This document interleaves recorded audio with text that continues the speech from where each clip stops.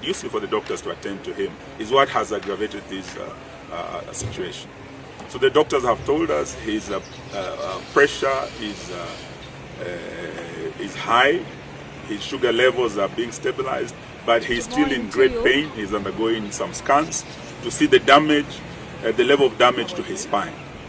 So tomorrow we'll be back in court, and we will have a full medical report from his doctors here after the briefing, and the court will be able to make further orders from an informed position as to Tuju's health condition.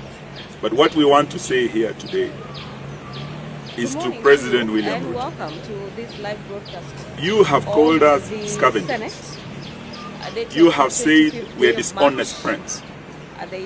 We want to say today that apart from being Tuju's lawyers, we are Tuju's friends. Of the House, where the His Excellency Kalonzo and I, amongst his colleagues on his legal team, served with Raphael Tuju in Kibaki's cabinet. I served with Tuju in Uhuru's cabinet. Tuju was not just a colleague, he was our friend. And he's still our friend, and that is why we're here today. So we're not here as scavengers. But we also do know that William Ruto has not been Tuju's friend.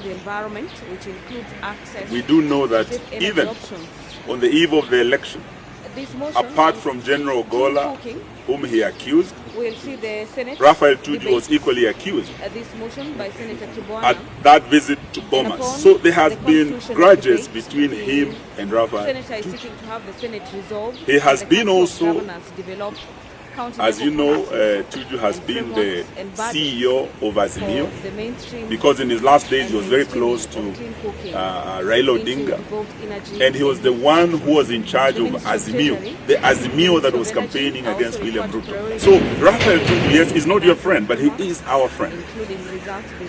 And calling us scavengers, as His Excellency has said, maybe Kenyans should know that they are vultures and they are scavengers. And not all vultures are scavengers. Some vultures are scavengers. But vultures are those that first visit the site and carry. Scavengers come later to scavenge around what is left. Vultures even kill. But we have been told that we are scavengers. Now I want to say, if we are scavengers, then you are the vulture. Because Raphael Tuju believes that you, Dr. William Samoei Ruto, has a proxy called Chebet, and we know you are linked to Starbucks. And what we are hearing about, the person who bought the cabinet secretaries appear to answer to some of the questions that are raised by we are saying, as we speak today, leaders of Luo Nyanza, CS for Youth Affairs and Creative Economy, Honorable CS Mvurya, and the CS for Mining, Blue Economy, including the Siaya Senator, Oburu Odinga. The first person who gave them the title deed for Tuju's property was none other than William Ruto. And I challenged Dr. Oburu Odinga to tell the nation the conversation they had with William Ruto. And when he asked Ruto to assist Tuju, he said, no, this property was already bought. And I can even send you the title. How did you obtain the title? And not just the senator for Siaya. The governor for Homa Bay, Gladys Wanga, was the first one on the scene. When they came to Dari, Gladys Wanga was there. She was seen making a call. She spoke to William Ruto. The same William Ruto sent to Gladys Wanga, the governor of Homa Bay, the same title deed. Where did he get it? And we know that he is actually the owner of that title deed. And this debate, or whoever is purported to have purchased this property, is only a proxy for you, Bwana William Ruto. So if you are talking about honest friends, first of all, be an honest friend of the Luo nation and tell them the truth. That if you had bought this property by proxy, you are ready to return it to Raphael Tuju. That will demonstrate true friendship. But for us, who are true friends of Tuju, we will not stop fighting for Tuju. There are court orders that had stopped the auction. It was a forced auction. It was undervalued. These matters are still in court. So why is Tuju being treated like a terrorist? Why is he being manhandled and mishandled by the root of government? And today, you are in Nyanza, hobnobbing with the leadership of Luo Nyanza and telling them there's nothing you can do because of the purchase that has been declared illegal by the court. So, staki niseme mengi kuliko hapo, but we want to say this, Bwana William Ruto, how much is enough for you? How much land is enough for you? Leo Trotsky once asked in his book, how much is enough for you? We dare ask today. And we want to say that we have seen greed in terms of leadership, even in the Bible. First Kings, verse 21. We had the story of Ahab, King Ahab, and his queen Jezebel, when they saw the vineyard of Naboth and they admired it. We know what happened. When power, driven by greed, can take property from citizens. It has happened before.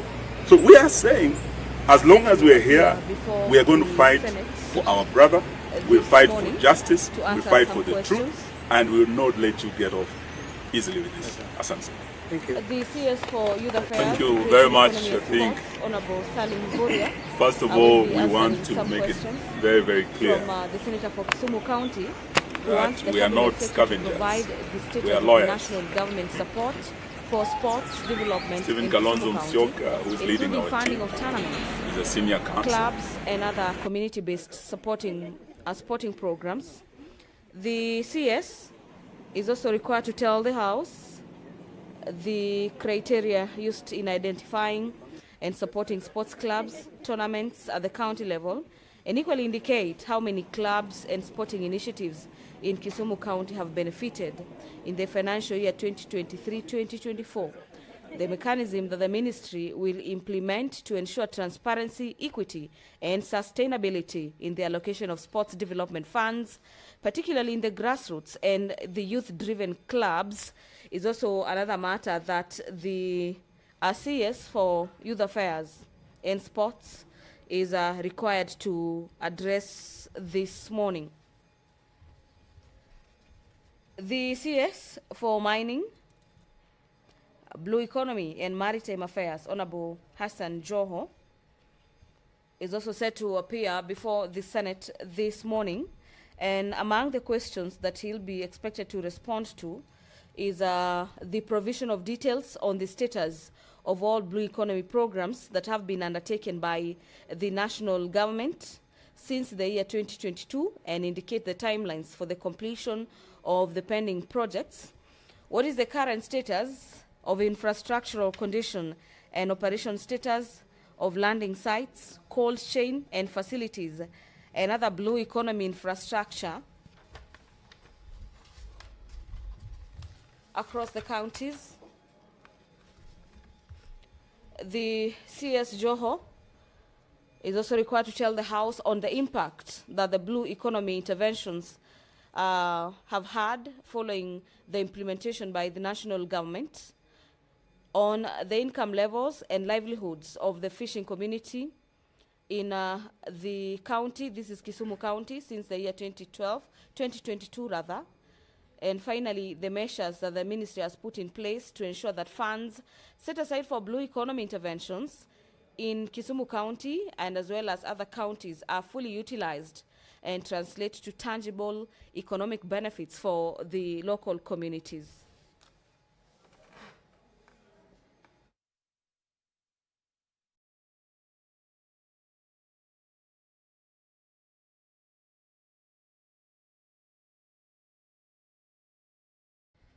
Well, my dear viewer, remember the appearance of the cabinet secretaries before the Senate plenary is guided by the Senate Standing Orders number 51, subsection C, that provides for responses to questions by the cabinet secretaries, where the senators are required to have asked a question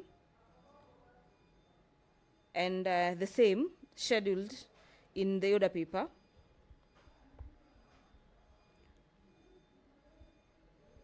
And that situation occasions a number of cabinet secretaries who have confirmed attendance to appear before the Senate to answer some of those questions. And remember, equally, the Speaker or the standing orders allows for supplementary questions. And in the event that the Cabinet Secretary is not in a position to answer to the supplementary questions raised, then the CS may request to answer that question at a later time or scheduling to appear at a later date. The senators, other senators away from the senator asking the primary question, also have an opportunity to ask questions in relation to the matter raised in the primary question, where the CS usually provides answers. The senators, away from appearance and transacting business in the chamber in form of a consideration of bills, motions, petitions, and other matters before the House, members usually have other functions, among them a consideration of business at the committee level and some diplomatic missions where the senators are from time to time expected to represent Parliament of Kenya in some conventions and conferences across the globe. One of that matter is a situation where Senator Enoch Wambua, in a conference on matters AI, on the role of Parliament in shaping the future of responsible use of artificial intelligence. And this conference was held between the 28th to the 30th of November 2025 in Kuala Lumpur in Malaysia. And following the conclusion of that conference, the team that represented the Senate tabled their report on the floor of the Senate on the 24th day of February, the year being 2026. And this morning, that motion is lined up for consideration, where Senator Wambua, on behalf of that caucus, will be seeking to have the Senate note the report of the proceedings of the Artificial Intelligence AI Conference on the role of Parliament in shaping the future of responsible AI that was held in Kuala Lumpur in Malaysia. A senator for Tana River County, Senator Dr. Danson Mungatana, also represented the Senate on a similar role in Midrand in South Africa for a convention. This convention is by the Pan-African Parliament, and in this case, the Pan-African Parliament committees and other Pan-African Parliament organs met in Midrand in South Africa to address a number of issues of concern or of importance to the Pan-African Parliament. And the senator for Tana River County will be seeking to have the Senate note the report of the proceedings that were held in South Africa. Following that convention, the AUC chairs and their deputies met, debated, and came up with some recommendations as well as findings. And during that convention, it was arrived at that there should be provision of clear and concise information on member states' financial contributions. This argument is to improve transparency on matters of finances, that member states should grant Pan-African Parliament approval authority over AU budgets to increase issues of oversight, the issue of exploration of sponsorship and public-private partnerships to ensure sustainable funding of African Union and Pan-African Parliament projects was also discussed.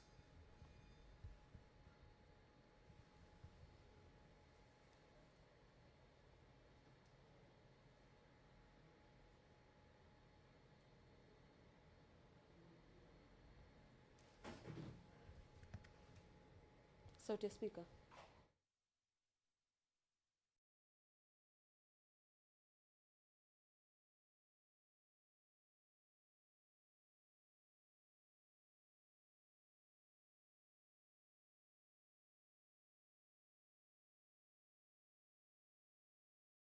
Is a further additional 10 minutes for the Senate to operate and commence the consideration of business lined up in today's order paper. Require at least 15 senators to be present in the chamber for the House to commence business this morning. Before I take you back to the proceedings in the chamber where we were waiting for the Speaker to give further directives. I was just taking you through some of the resolution on the Pan-African Parliament Convention that was held in South Africa last year. Upon the end of the session, the Pan-African Parliament adopted a number of resolutions and recommendations. Among them is the resolution on endorsement of a draft model law on the rights to nationality and the eradication of statelessness in Africa.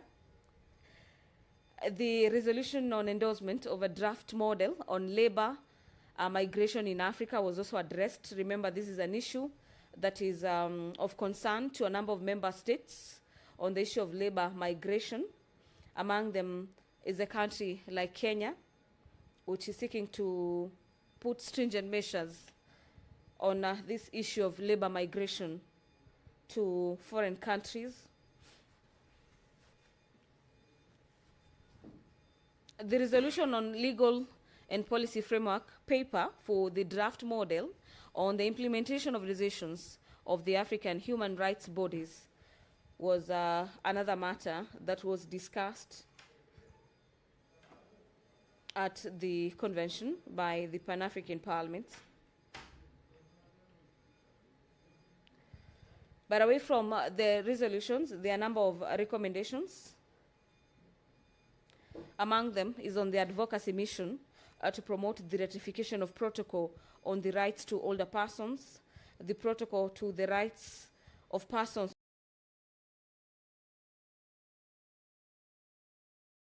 with disability, and the protocol on matters social protection and social security. So basically, this is a recommendation to protect the rights of older persons and to ensure that at older persons in the society, the persons living with disability, matters social protection and social security is to protect different members of the society into ensuring that they are living in communities with high levels of dignity.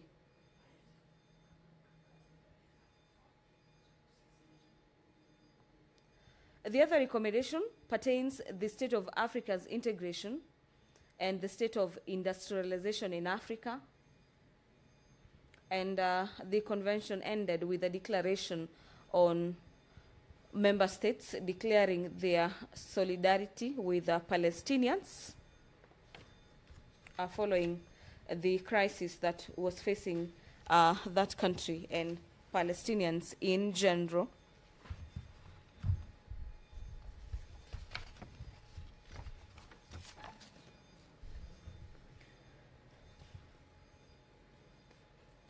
We are on Standing Orders number 40, Standing Orders of the Senate on matters quorum.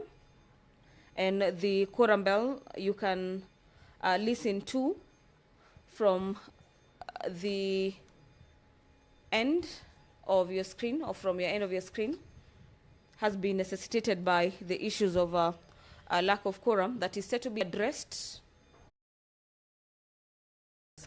to make their way into the chamber this morning. But in the event that that quorum will not have been attained upon the lapse of the 10 minutes, we'll be waiting for further directives from the Speaker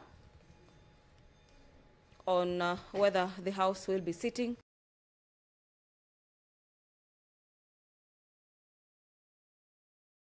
or will be adjourning subsequently to the afternoon sitting. That is a matter that will be determined by the Speaker of the Senate, Honorable Amason Kingi, who is currently presiding over the business of the Senate. But at this particular juncture, the senators are making their way into the Senate chamber this morning to allow for the House to have the right quorum to commence business.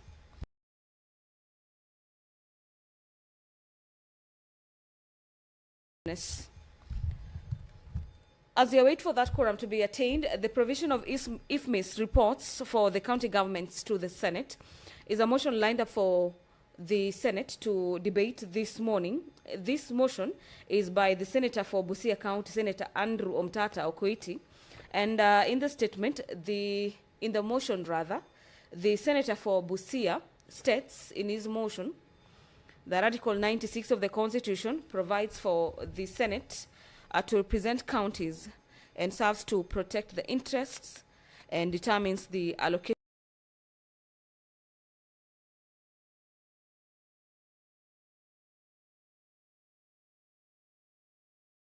of revenue among counties as provided for in Article 217 and exercises oversight over the national revenue allocated to the county governments.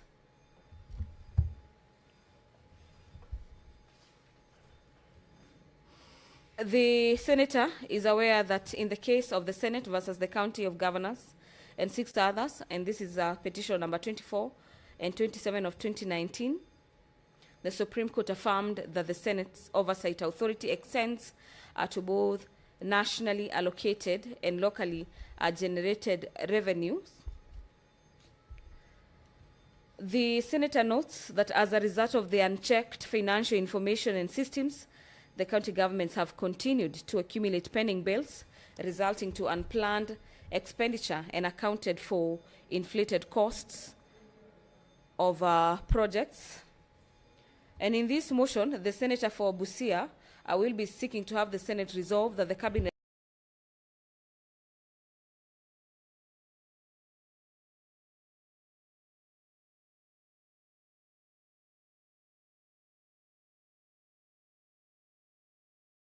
and their constitutional oversight and promote good governance in the management of public finances.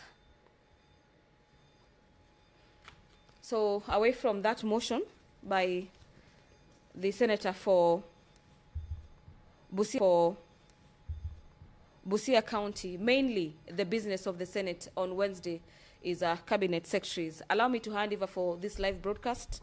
Enjoy your viewing. We do have quorum now. Senator Muma, kindly take your seat. Clerk, call the first order, please. Order number 1, administration of oath. Order number 2, communication from the chair. Order number 3, messages. Order number 4, petitions. Order number 5, papers. Order number 6, notices of motion. Order number 7, questions and statements. Now, honorable senators, we have one question for purposes of being responded to. We had expected 2 CSs this morning to respond to question number 009, directed to the CS in charge of youth affairs, and question number 010, directed to the CS in charge of mining and blue economy. However, I've just received a letter from the CS in charge of mining that he's held up in a presidential function and therefore he will not be in a position to be with us this morning. That leaves us with only one question. That is question number 009. This is a question by the Senator for Kisumu County, the Honorable Professor Tom Ojenda. And this question is directed to the CS in charge of Youth Affairs. Clerk, can you confirm that the CS in charge of Youth Affairs is present so that we start our business this morning?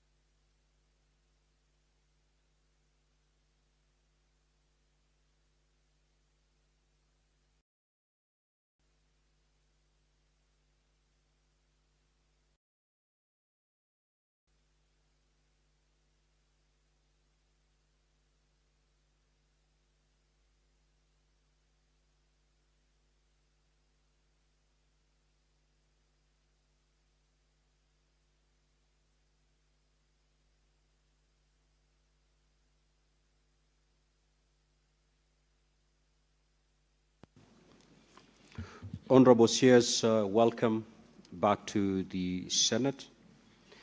You're before us for purposes of responding to question number 009 by the Senator for Kisumu County, the Honorable Professor Tom Ojenda.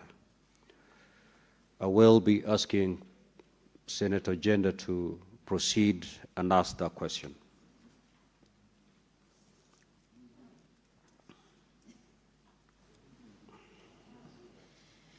Thank you, Mr. Speaker, sir. I'm Senator Beth Siengo, but reading the question on behalf of Senator Tom Ojenda, Senator for Kisumu County. The Senator for Kisumu County, Tom Ojenda, to ask Cabinet Secretary for Youth Affairs, Creative Economy and Sports.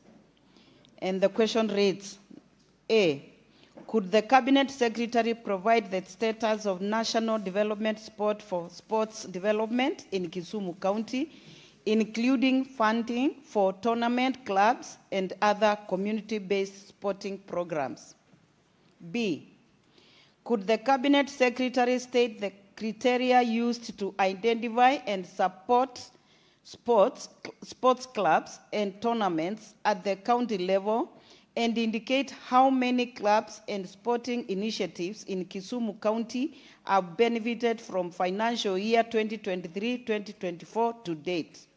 C, what mechanisms will the ministry implement to ensure transparency, equity, and sustainability in the allocation of sports and development funds, particularly to grassroots and youth-driven clubs?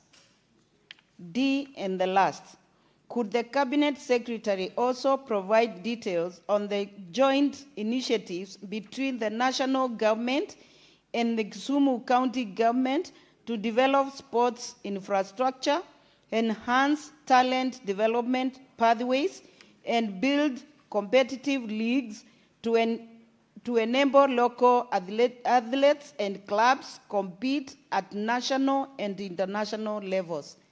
Thank you. I submit. Honorable CS, you may now proceed to respond.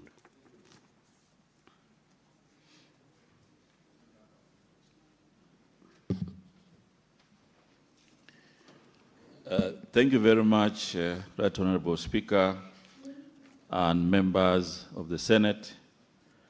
Right Honorable Speaker, I'm happy to be back here in the Senate for this engagement and the opportunity. Distinguished members of this Honorable Senate, the Ministry of Youth Affairs, Creative Economy and Sports has continued to actively support sports development initiatives in Kisumu County through infrastructure improvement, talent identification, and youth empowerment programs. Key among them being the rehabilitation and upgrading of major facilities such as Moi Stadium and Jomo Kenyatta Sports Ground to enhance their capacity to host major national events. The ministry has also supported grassroots tournaments through capacity building for coaches and technical officials, and strengthened collaboration with the county government and sports federations to promote inclusive participation and position Kisumu as a regional hub for sports development.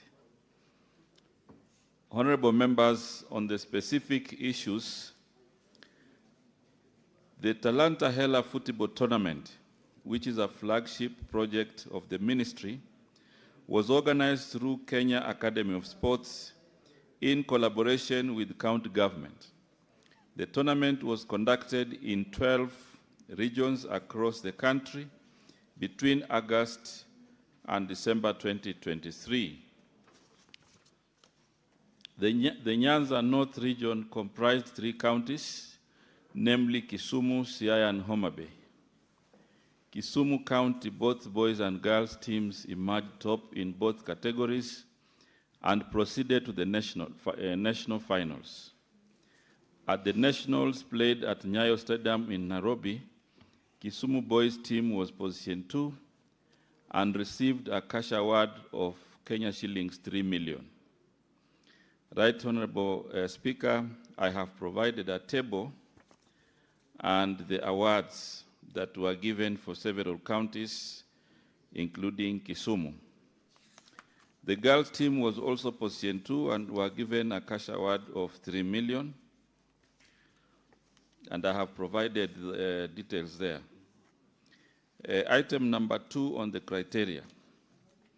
The ministry, through Kenya Academy of Sports, has trained a significant number of athletes and sports technical personnel across various counties in Kenya from 2023 to 2025.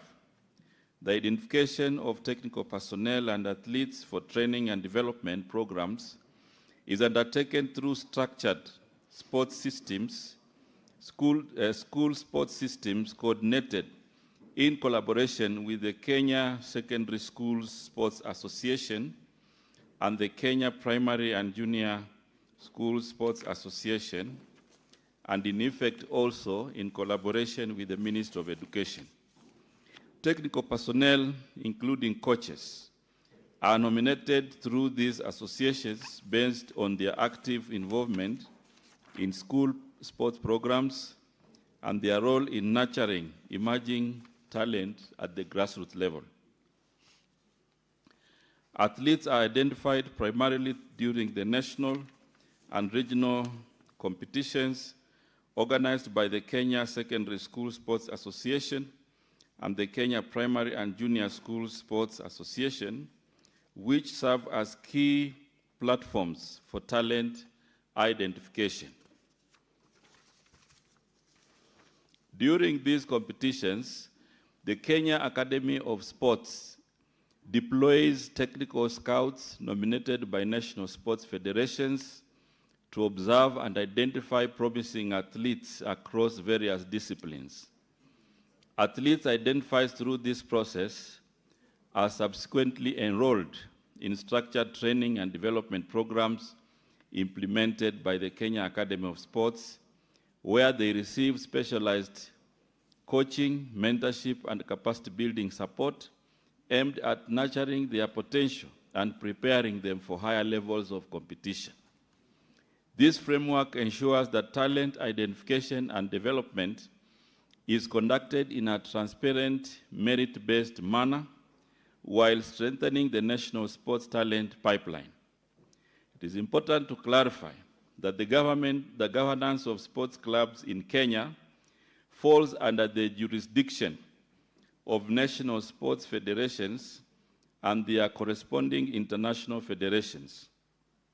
These bodies set the rules, standards, and regulatory frameworks for club operations.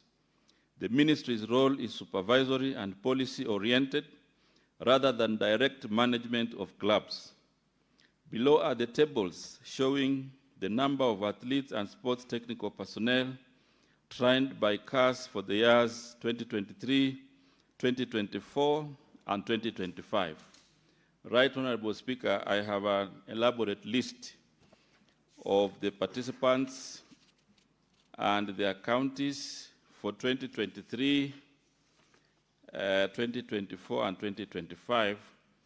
And Honorable Speaker, it is a long list. If you allow me, I will then allow members to go through the list, but this list, Honorable Speaker, includes Kisumu and all the other counties. And it is for the 3 years, 24, 23, 24, and also 2025.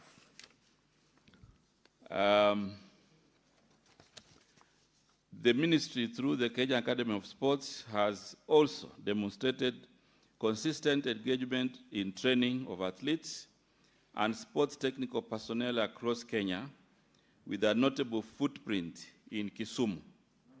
The 2025 technical training was limited to the Kisumu region, covering Nyanza and Western counties, and this is the available data that we have also provided. Part 3 of the question, the ministry supports grassroots sports development through the national federations. And here, Honorable Speaker and members, we normally support the federations financially to manage the issues with clubs on the ground. Development of sports infrastructure through Sports Kenya in collaboration with county governments, and development of sports talents through the Kenya Academy of Sports. Part 4, the ministry has undertaken several collaborative initiatives with the Kisumu County government to strengthen sports infrastructure within the county. Notably, now we are doing the upgrade of Moi Stadium in Kisumu, which is being undertaken pursuant to a presidential directive aimed at accelerating the development of key sports infrastructure across the country. And in line with this directive, the national government allocated 800 million for the modernization of the facility into a 10,000-seater stadium. The project is being implemented through the partnership with the Ministry of Defense to ensure timely and a high-quality delivery. It forms part of the broader collaboration between the national government and the Kisumu County government to expand access to quality sports facilities, strengthen talent development pathways, and support competitive league at both community and elite level. The ministry, as demonstrated, has provided technical training, coaching, development, and athlete mentorship programs within the county.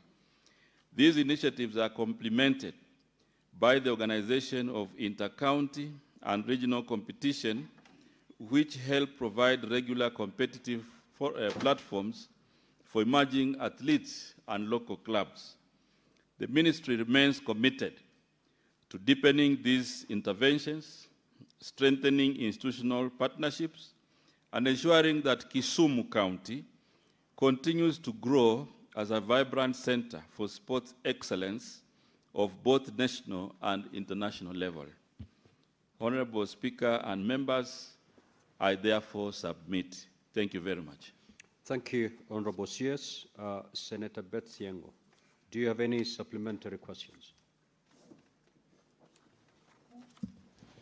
Thank you, Mr. Speaker, sir. The supplementary question I have is to find out from the CS the system used to identify talent in different counties. Because, Mr. Speaker, sir, there are so many talented youths in different counties, and the criteria used is not very clear, and the CS should clarify to this House how the identification is done and the communication. Thank you. The Honorable Senator Mvurya.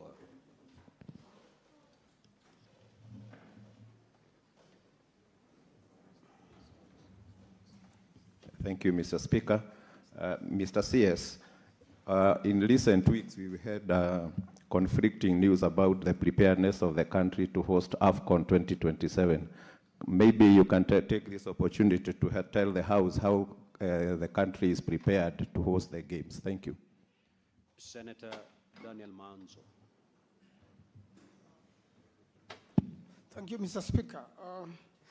To the Honorable CS, the last time you were in this House, and I've seen in your data, you have given Makueni 28. I would like to know, now that you reduced the capacity of Makueni from 15,000 to 5,000, what has happened in the last 1 year, because there's no progress at all on the ground in the preparation of Makueni Stadium. Thank you, Mr. Speaker.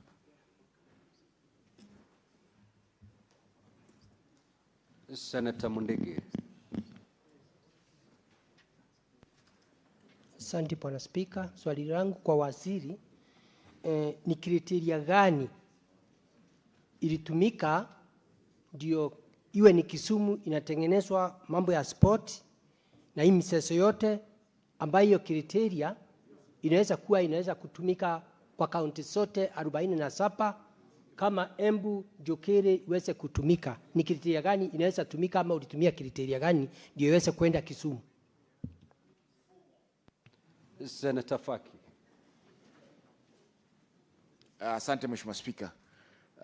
Labda nimpe Mheshimiwa Mundigi kwa kriteria kwa Kiswahili ni mfumo. Asante. Honorable Speaker, my question is regard to the sports fund. What is the criteria of disbursement of funds to sports federations? In the sense that whereas the major sporting activities like football, rugby, and volleyball given funds immediately they request or without any delays, other sports federations like the Deaf Sports Federation, Tong Ilmu Do, this is those who play karate, kind of, are struggling to get funds from the sports federation. Thank you, Mr. Speaker. Senator David Wakoli. Thank you, Honorable Speaker. I would like to know from the good CS. We have the Kakamega Stadia, we have the Masinde Muliro Stadia, we have the Talent Academy in Bokoli, and we have the Nalondo Talent Academy. Will you kindly put it clear, when are we likely to conclude the construction of these facilities and handing them over to the great counties of Kakamega and Bungoma? Thank you. Senator Catherine Muma.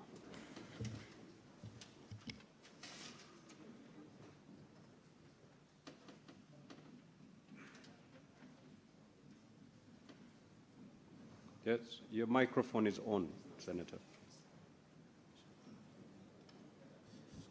Thank you, Honorable Speaker. for the opportunity, and welcome, CS. CS, my question is that we have had, in the past few years, a few scandals about sexual harassment of athletes by team managers and team coaches in some of the federations. What has the ministry done to ensure that young learners who travel abroad for athletics are not sexually harassed by those with whom they are entrusted to travel with? Senator Jackson Mandago. Thank you very much, Honorable Speaker. Honorable Speaker, I'd like to ask the Cabinet Secretary what plans do they have to also have talent academies in Uasin Gishu County, and how comes Uasin Gishu County, Nandi County, the home, the source, the city of champions? Honorable Speaker, would only have one talent academy in Elgeyo Marakwet County and not the rest of the counties. We cannot continue flying the national flag while the government is not investing in sports locally and reaping where they have not sown. What is the Cabinet Secretary doing in the same? And finally, Honorable Speaker, is to say sexual harassment is not limited to men. There are also women who are harassing the young men in the camps. We should talk about all the genders involved in that matter, Honorable Speaker. What is the Cabinet Secretary doing to ensure that we have enough of both genders, technically trained staff, to ensure that the young sportsmen and women in this country can benefit without any harassment? Thank you. Senator Fatuma Dulo.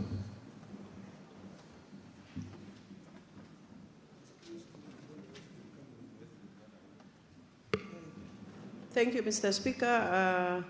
Waziri Karibu. You know, I'm going to ask the obvious about Isiolo Stadium. We visited that stadium with you and the PS. The government has taken over. Apparently, there is a case in court between the previous contractor and the incoming contractor. The amount of money required is very minimal. And our youths are really suffering. What plans does the government have to unlock the current situation and ensure that the work has started? I thank you. Senator Miraj Abdullahi. Asante Bwana Spika kwa fursa hii, na niweze kumpongeza waziri wa michezo kwa kiwanja cha mpira ambacho tulikiona Kwale, na tumeona maofisa pia wamekuja Mombasa kuashiria ya kwamba kabumbu itaendelea kuchezwa. Lakini swali langu ni kwamba kuna miradi mikubwa ya serikali ambayo inaenda kufanyika katika gatuzi yetu ya Mombasa, na kuna viwanja 4 vya kabumbu ambavyo vimeonekana kwamba vitaathirika na miradi ile ya serikali. Ningependa kumuuliza waziri, kuna mikakati gani kuona ya kwamba jumla ya kuwa tunakaribisha maendeleo katika maeneo yetu ya Likoni, ni vipi watoto watapata mbinu mbadala za kuweza kuendeleza talanta zao? Na pili, ukiniruhusu Bwana Spika, Lahacha, Senator Miraj, kanuni za kudumu za bunge letu zinakuruhusu uulize swali moja tu. Basi. Asante. Senator Mungatana. Mr. Speaker, thank you for giving me the opportunity to ask this question. Mr. Speaker, the CS told this House in answer to the question that is before him that there is a system they use to identify personnel for training and also athletes. And this system, he gave us a table county by county from the year 2023 to 2025. 3,133 personnel who are trained from the minister's answer. And breaking down in terms of county, Tana River trained did not get any opportunity. It was 0 out of 3,133. Mr. Speaker, in the year 2024, the total number of people who are trained from the minister's response was 2,480. Tana River only got 5, Mr. Speaker. The question that was raised by Mheshimiwa Siengo is a question that we need to ask again, and I'm asking on behalf of Tana River. How can it be, Waziri, that the system you say that is used to identify people for training identifies 3,133 in 2023, and there's 0 from Tana River? 5 only in 2024. What system is this that you are using that discriminates against other counties? As Mr. Speaker, if you look, you will see other counties also getting only 1. Is it that the personnel you are using are just biased, or is this system just flawed? Is there any system, in fact? Mr. Speaker, we want the minister to tell us why is it that he's discriminating against Tana River County in identifying people to train, and why is this system unfair against some counties and only some counties are benefiting? Thank you, Mr. Senator Issa Juma. Asante sana Mheshimiwa Spika. Ningependa kusema hivi katika Wizara ya Michezo kwamba ile stadium yetu ya Kwale County ambayo serikali na hii wizara imeweza kurekebisha ile stadium, kwamba ile stadium imekuwa sawa kabisa hivi sasa na imekuwa kimataifa. Kwa hivyo natoa shukrani kwa waziri na pia na wizara yake pia. Na pia napongeza wizara yake pia kwa sababu Kwale County. Swali lako Mheshimiwa Issa Boy ni swali gani hasa? Swali langu ni kupongeza kwamba stadium yetu ya Kwale County iko sawa na tunaendelea kushukuru wizara hiyo tu. Ni hiyo tu Mheshimiwa Rais. Shukran. Asante. Senator Chute. Thank you very much, Honorable Speaker. Honorable Speaker, in CS response, he talked about instructions from the President that they were told to renovate a stadium using 800 million shillings. What I wanted the CS to tell this House is, was that money budgeted for? And if yes, which year was it budgeted for? Thank you very much, Honorable Speaker. Senator Julius Morgan.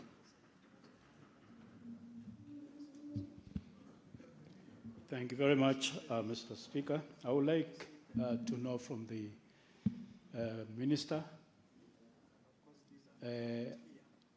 as to what plans are there for West Pokot, because we do not have a Talanta Center nor stadium that people are talking about. So what plans are there for young people or youth in West Pokot? Senator Mazayo.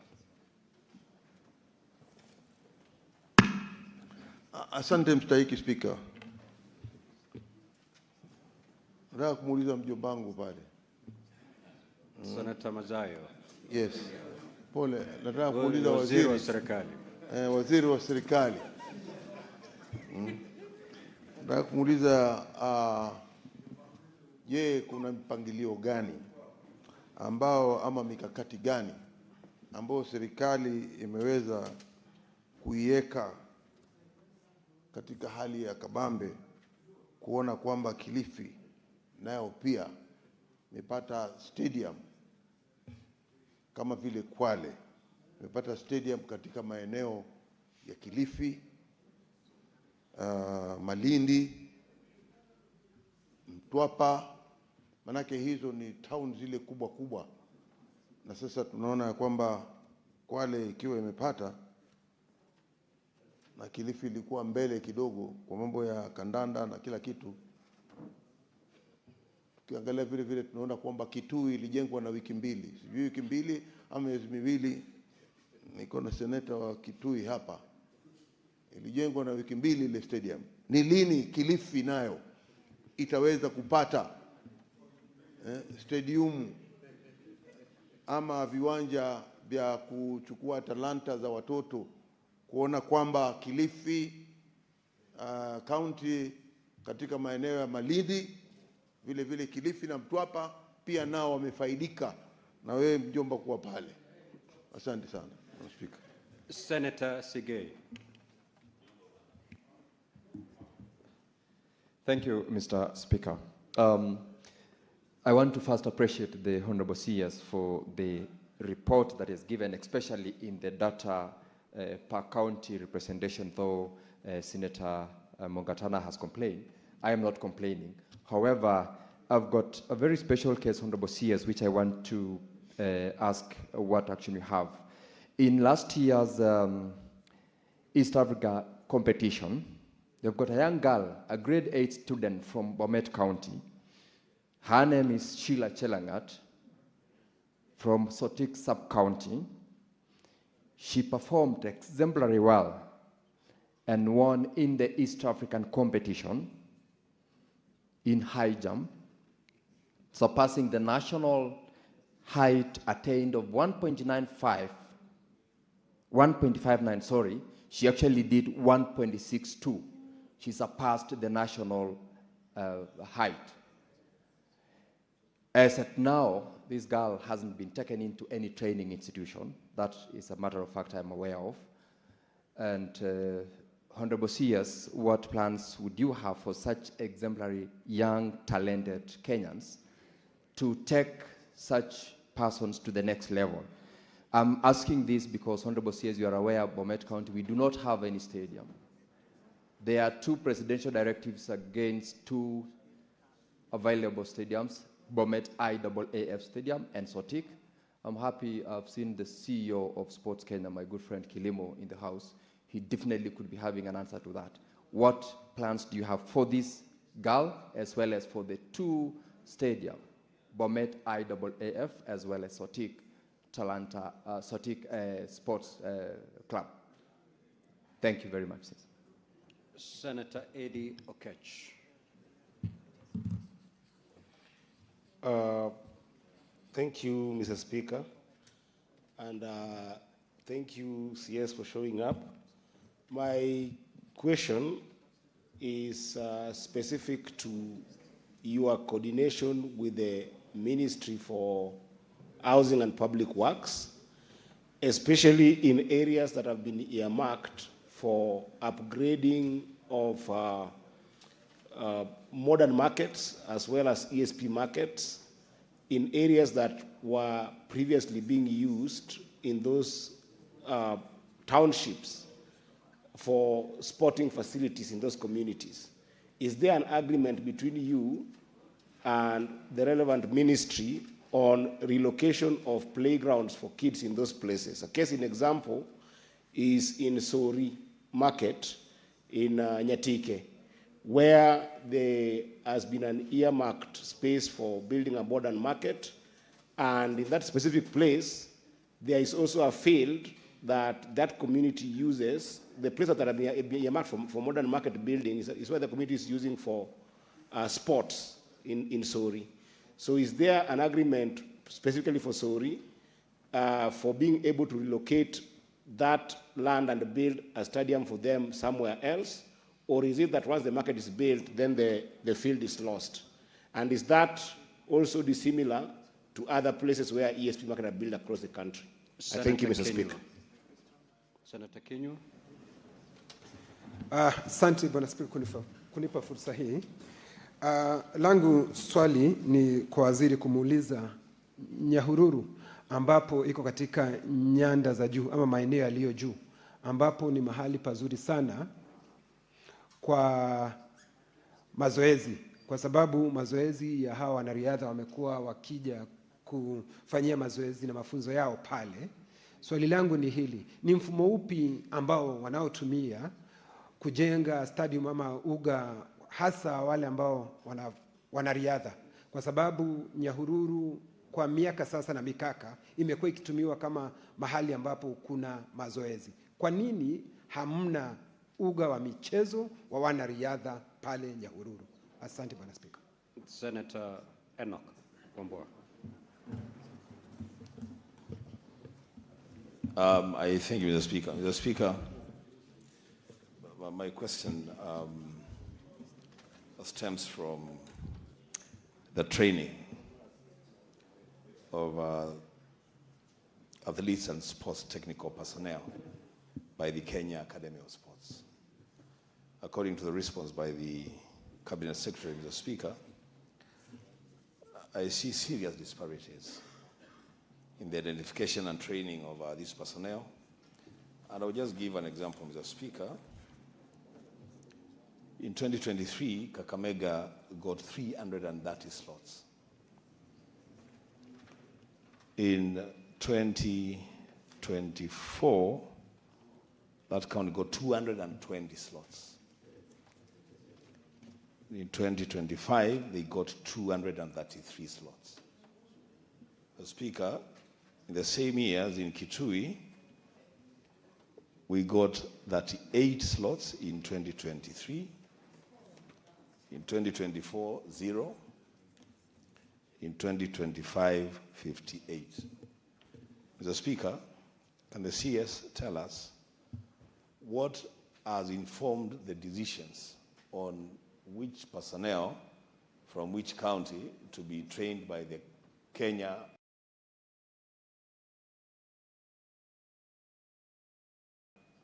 Academy of Sports, and why the huge disparities in the training opportunities? I thank you, Mr. Speaker.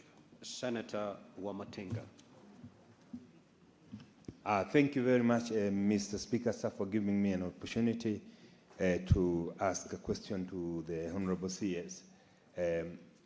My question, Bona CS, we have federation football and we have local clubs that have organized themselves using their own dynamics to participate in regional leagues, some of them even over regional county leagues. There is a requirement that they have to pay a certain amount of money that leaves us as the readers to pay for them. Does your ministry intend to support these young clubs alongside the Hustler Fund, something like that, so that they do not burden the local readership or they do not fall out because they are required to pay 25,000? Thank you. Senator Cherake. Thank you, Mr. Speaker. I want to ask the following questions about the stadia, knowing that Nandi and North Rift is source of champions. I want the Minister, Governor Mvurya, to clarify on the following stadia. What is the status, because it has slowed down, of Kamarin Stadium in Elgeyo Marakwet County, 64 Stadium in Uasin Gishu County, Kipchoge Keino Stadium in Kapsabet, and the repair on Kibrugut Chuma Stadium in Kericho County, because all works are either slow or they have stalled. I thank you, Mr. Speaker, and I yield back. Honorable CS, you may now respond.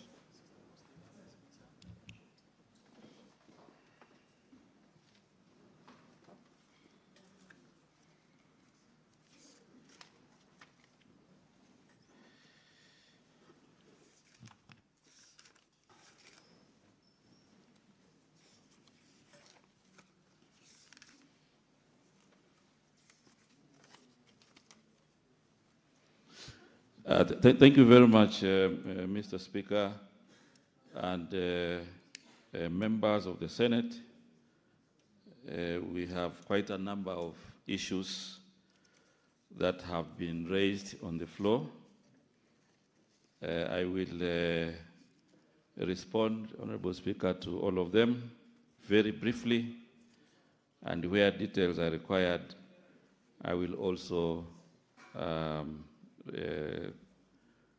identify.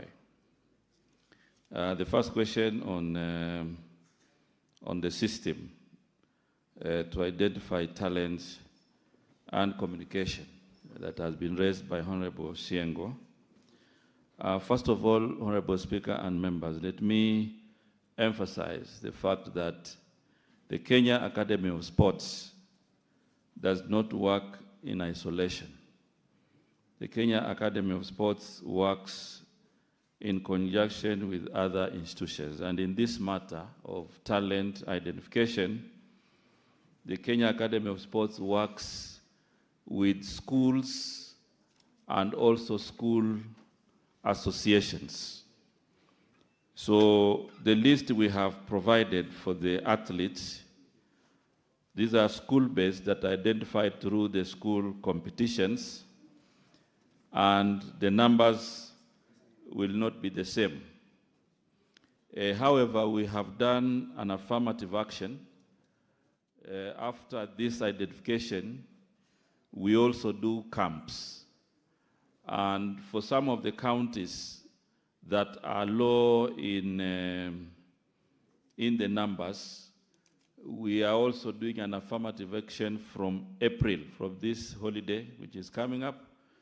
We have a process that will also be able to identify and train the talented athletes and also personnel who are identified through the school system from April. So some of the areas where we are very low, we are doing an affirmative action in April. We have actually identified this as one of the challenges that we need to bring on board all other counties, that are very low in talent uptake. And this might also be because of the history of talent development, where most of the counties previously did not have the requisite infrastructure. So we are addressing some of these issues through affirmative action. And from April this year, we'll be able to do other activities to make sure that we pick more from the counties that are rating very low. Question number 2 about Africa Cup of Nations. Honorable Speaker and members, I want to say that Kenya, Uganda, and Tanzania last year hosted a very successful Pamoja Chan, which brought a lot of excitement to our country. And next year, 2027, Kenya, Uganda, and Tanzania will still host the Africa Cup of Nations. And I also want to assure you and the country that as a ministry, we are also working very closely to ensure that we meet our financial and infrastructural compliance obligations.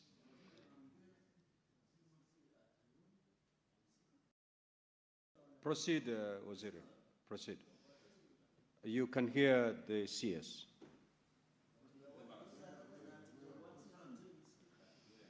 Proceed, Honorable Waziri. Thank you very much, Mr. Speaker. So on matters of Africa Cup of Nations, just to be very clear, is that the facilities that will be used for this tournament are Atlanta International Stadium, which is Raila Odinga International Stadium, which is on course. It's almost complete. And also Kasarani. Nyayo will be a training ground, as well as Ulinzi, Police Sacco, and the training grounds around Kasarani. So I want to assure you that in terms of infrastructure, we will make sure that we meet the compliance obligations. We have already invited CAF. We invited CAF. They were here in February to make an assessment, and all the issues that they have identified, we will be able to address. On the matters of hosting fee, Kenya is supposed to pay 3.9 billion.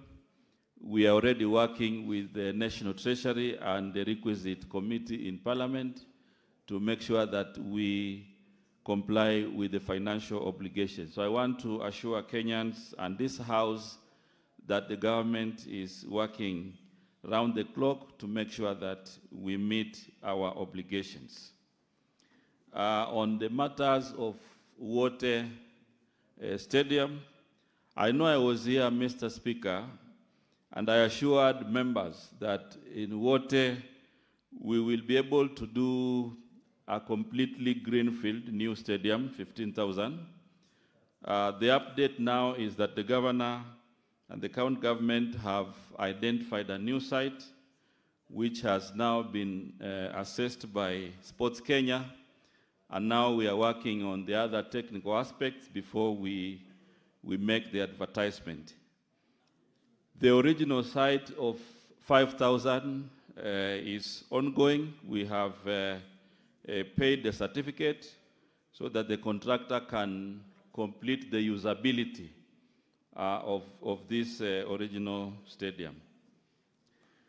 Number 4, the question from the Honorable Senator from Embu. Honorable Speaker, I want to update this House that in Embu there exists already a stadium. However, we have gone ahead to do the changing rooms, which we have now completed. And I know also we have a request for Njukiri, which we are also working on.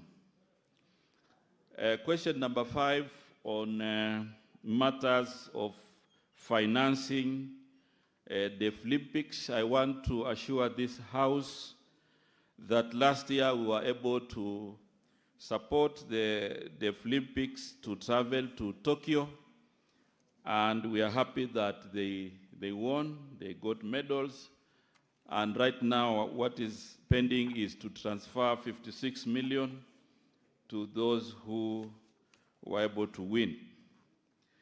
On matters Tonglomudo, Tonglomudo had not been allowed to participate in any competition previously since 2022, but we successfully negotiated with the International Federation, and last year, December, we were able to finance the Federation to carry out the martial arts competition, which was done in Mombasa. And it was fully financed by the ministry. I'm aware that there are also issues that this federation has raised, which we are dealing with the leadership. However, I want to assure this House that for all federations representing the different sports disciplines, they normally present their budgets, which then we review together, and we agree what is funded by government and what is going to be funded by the private sector.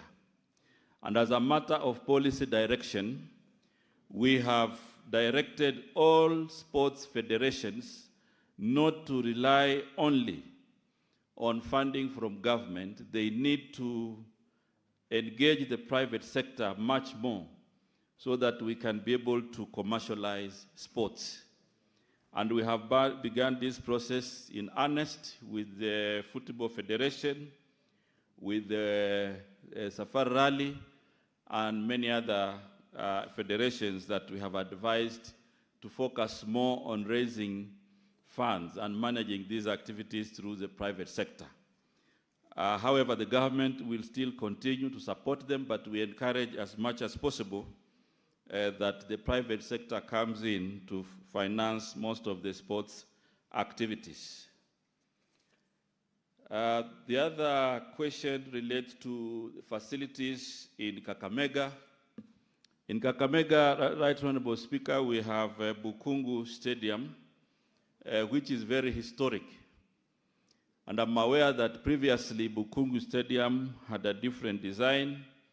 However, we engaged the county government and agreed to review the design, which we agreed successfully. And right now, the contractor is on the ground. In fact, last week we paid a certificate. Maybe what we need to emphasize, especially for the leaders from there, is to see how some of the pending bills that were incurred before can also be paid, because we agreed on a mechanism between the national and county, and we are on schedule.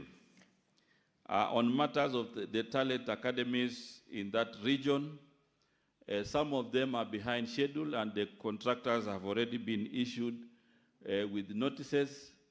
In some of them we have cancelled, and some of them we have advised they hasten. So we are on top of the game to make sure that we complete the academies in Kakamega. On matters of Masinde Muliro, which is also a 10,000-seater, we have completed our part of the work. In fact, the contractor completed the roofing. However, there are emerging works which have come forward. For example, the pitch and also reorganizing the changing rooms. They have been assessed now, and anytime we should be able to deploy a contractor to do these works, which were not part of the original contract that we had. The question by Honorable Catherine Muma on matters of gender harassment. I want to assure this House that this is a challenge which is very, very alive. And as a ministry, we have set up a Gender Protection Implementation Committee, which is run by a CEO and a steering board members. And the aim of this and the mandate of this committee is to investigate, to research on these issues, and also to ensure that appropriate action is taken. What this committee has done just lately is to do sensitization in most of the counties so that then people who have this challenge, they know how to report, and also enforcement is undertaken. Question number 8 on Uasin Gishu. First of all, I want to assure the Honorable Senator of Uasin Gishu that the Kipchoge Keino Stadium is now on schedule. The contractor is on the ground, and this time round, we will complete that stadium. Alongside that, we have academies in Nandi, which is Aldai constituency. We also have academies in Tarbo, and we continue to monitor their implementation. In Isiolo, Honorable Speaker and members, yes, we had a small challenge with some court petitions, but that petition has now been resolved, and the contractor is back on the ground. So Isiolo Stadium will continue. Question number 10 by Mheshimiwa Miraj on Mombasa. First of all, I want to say that we are working very closely with the county government of Mombasa, and we have identified Likoni as one of the areas that will be doing a community ground, and the county government will equally do others.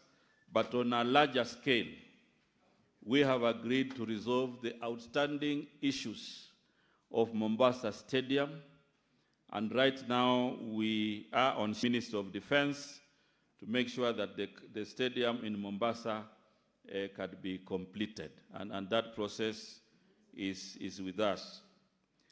I think the other issue from Mkwale was a compliment. I also want to say that that facility had been started by the county government and then completed during Mashujaa. We embarked on making sure that it complies with sports standards. So we have completed the pitch and other auxiliary works, and we should be handing over for this, for the county government to continue. Mheshimiwa Chute had wanted to know the budget of Marsabit. In Marsabit, actually, we are doing the facility in conjunction with the county government. There were a few issues of infrastructural integrity which we resolved, and the contractor is also on schedule to complete the remaining works. This facility is being funded through the sports fund. What is your issue, Senator Chute? I thought Waziri is responding to your question. What was your question again? Honorable Speaker, I didn't ask anything about Marsabit. Maybe you got confused. I asked about the 800 million he talked about. He said the president instructed them to invest 800 million in a stadium in Kisumu. And I asked him, was it budgeted for? If yes, that budget was which year's budget? That was my question. Okay. Okay, thank you very much, Honorable Senator. I also thought it was important for you to know what was happening at home before we can respond globally. You see. Yeah, so what I want to say on these facilities, some of these facilities, some of the budget is in Ministry of Defense, and most of it we do through the sports fund. So that is the mechanism we use for most of these facilities. Otherwise, if you look at our budget, we have very little allocation for development. So we normally deploy the sports fund to use in implementation of these facilities. So I hope this now, Mheshimiwa Senator, has responded to a question, but largely you have also benefited from the information at home. In West Pokot, yes, we have a project there. We have a community ground in Namakuria, in Kacheliba, and we should be deploying a contractor to work in that area. The question from Honorable Mazayo about Kilifi. Initially, we had agreed with the county government to construct this stadium in Kilifi town, where we have the ground there by, it's called water something, yeah? Wanjawa water. But when we reassessed, we asked the governor to see whether they can get a new area, and I'm happy to report that they now have a very good ground which they have identified, and that is where we will do the 10,000-seater stadium for Kilifi County, and we should be able to deploy the contractor in the next few weeks. In Bomet, Mheshimiwa from Bomet has raised a question on a specific athlete who is very good in high jump. And what we want to do and what we do normally on this matter is to train these athletes through the holiday camps, and she's listed for the next camp in April 2025. However, I also want to assure Mheshimiwa Senator and the House that we will also move ahead to recognize this talent. So we'll take this as a very special case to ensure that we inspire talent development. Just also for information, it may not have come to the question, is that in Bomet County, we have also a 10,000-seater stadium, which has now been advertised, and the advertisement process has been completed, and a contractor will be deployed to do a 10,000-seater.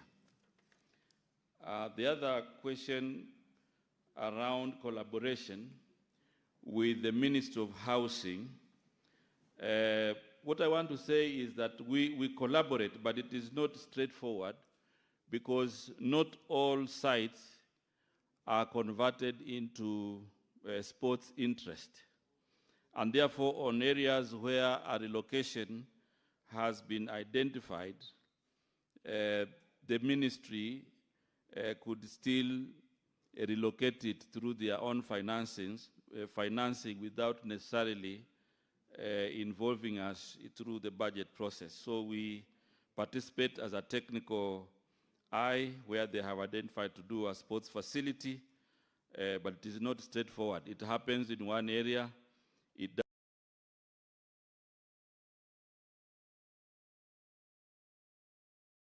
doesn't happen in another.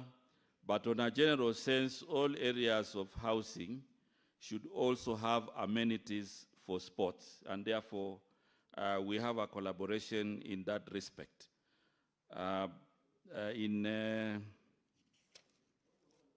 There's an issue in Nyahururu. What is your issue? You need clarification from the CS. Mr. Speaker, my question was very specific. It's not about collaboration between the ministry in terms of identifying sporting facilities as an amenities where housing is being done. I'm talking about specific cases where the ministry in charge of housing has identified a space to build markets, like modern markets, while previously those spaces were being used for sporting facilities for those communities, and they're being converted into markets. Do you agree with them that even if they convert those places into markets, can they be able to then either give alternative place for developing a facility for kids to play, and do you participate in developing that kind of development? It's specific to places that have been converted. So, Right Honorable Speaker, that is why I was saying, for those specific cases, the Ministry of Sports comes in as a technical institution to ensure that the standards of sports are met, and if it is a relocation, normally then the responsibility of providing budget is also discussed with the Ministry of Housing. Otherwise, we come in as a technical eye on matters sports under those circumstances. As I said, it is not all the time that this relocation happens, and therefore it goes from site to site where we have collaborated. And we have done this collaboration in many areas. And I'm sure this case in Migori we will follow up to ensure that the standards of sports are also maintained. Then there was an issue in Nyahururu. In Nyahururu, we are doing Nanyuki. In Laikipia, we are doing Nanyuki 10,000 stadium. And this stadium will have also tracks to make sure that we have the facilities for athletics and also for other disciplines. So I think what I want to assure the Honorable Senator and the House is that this facility in Nanyuki will also have those areas for training. So the tartan track will be there for high altitude training. I think the issue that has been raised, the disparity on training of athletes and personnel, Honorable Speaker, I had responded to say that we are also working on an affirmative action for those who have had low numbers in the last 2 years, so that we can bring them to speed. The other question on clubs paying fees. These fees, I want to clarify, they are not paid to the government. This is a relationship between the federations and the clubs.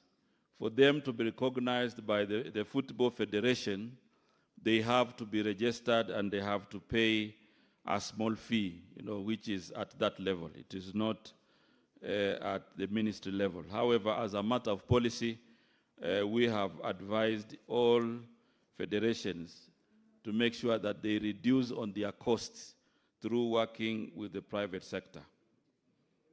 The other question by the senator from Nandi, I just want to confirm that the contractor in Cameroon has gone back. There was an issue of the drawing initially, which was concluded, and he's now gone back.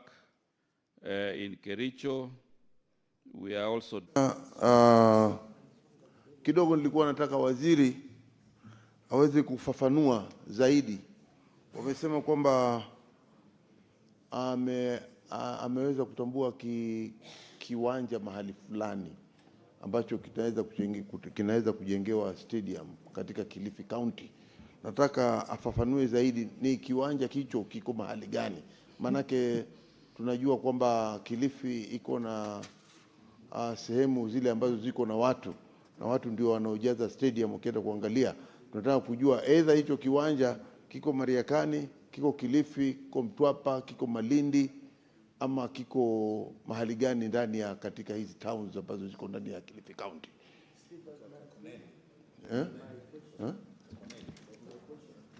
Can we give the CS and put it? He didn't get your question. Na mimi ndio bado nimesimama, Bwana Spika. Sijui kwa nini unaongea na Bwana Spika, macho yako makengeza sijui. Nilidhani kiongozi, nilidhani ulikuwa ushamaliza. Nilikuwa sijamaliza. Nilikuwa nataka kujua kutoka kwa waziri. Nataka kujua kutoka kwa waziri. Amesema wame-identify ama wametambua kiwanja ambacho kiko mahali fulani. Hakufafanua kiko wapi. Na sisi tunajua katika stadiums normally huwa ni katika masehemu ambayo yako na wananchi, ndio inaweza. Swali yako ishaeleweka. Yes. Kama waziri anaweza kupatia nafasi, kama waziri anaweza kunijibu, ndio majibu hilo swali. Na waziri pia iko swali ya Senator wa Cherargei. Senator Cherargei anasema haijajibiwa. Mr. Speaker, you know the CS should be honest before the House. He should, in Cameroon, there is no works that is ongoing. And I don't know when last he was there. Number two, you know Kibrukut Stadium in Kericho was open. So I wanted him to be specific what they are doing. Is it canopy or what? And there is no contractor in Kibrukut Stadium. Finally, on Nandi, the military came and just scooped some soil and they disappeared. Up to now, I come from Nandi. Can you be honest? If the contractor is not there, he should just give us time, let's say next one. Instead, my people are watching and you know they will go and blame me over the weekend that what is happening on the ground, we to go ground is different. What's your point of order?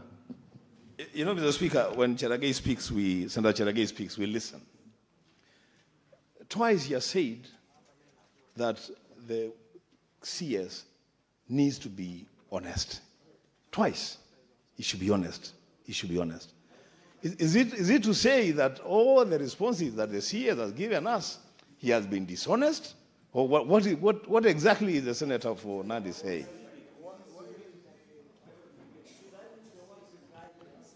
Senator Minhaj. Okay. Bwana Spika, nilimuuliza waziri kuhusu viwanja ambavyo vinaenda kuathirika na mradi wa serikali wa Likoni Gateway Bridge.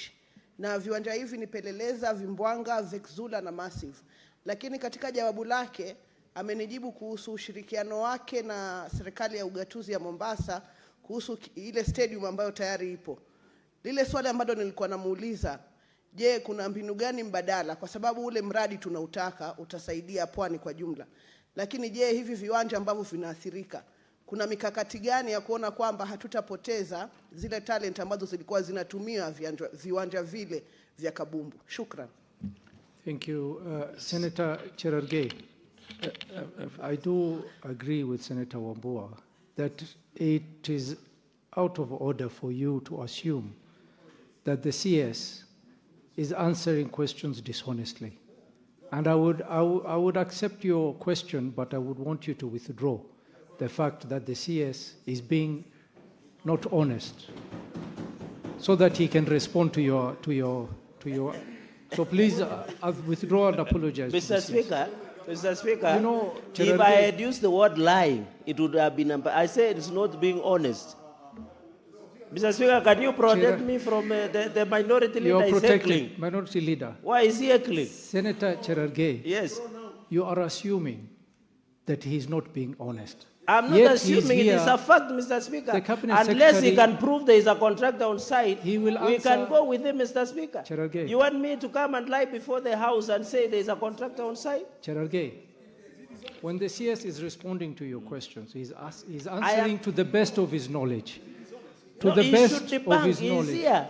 Mr. Speaker, is here, he should be saying... He will answer your question, but withdraw and apologize the fact that he's not being Speaker, honest. I am trying not to use unparliamentary language. If I had said the CS is lying, it would have been unparliamentary. I'm saying he's not being honest. Not even say he should tell us, Mr. Speaker, he should tell us these are the facts. I'm not challenging your ruling, Mr. Speaker. Withdraw and apologize, Cherargei. Mr. Speaker. So that your question can be answered. Mr. Speaker, can I, we have one speaker. Why is... Order, senators. Order, senators. Order, senators. Cherargei. Okay. Mr. Speaker, I need to be You've asked a question. Yes. And you need response. Yes. And the people of Nandi are watching you. Correct. It is wrong for you to cast aspersion against the cabinet secretary in his response. His response is as far as the ministry is concerned, and he will respond to your question. But to tell the House and the people of Nandi that the cabinet secretary is not being honest is wrong.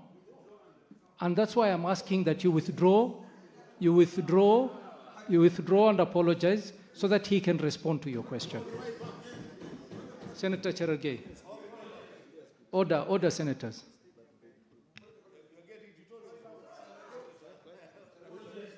Mr.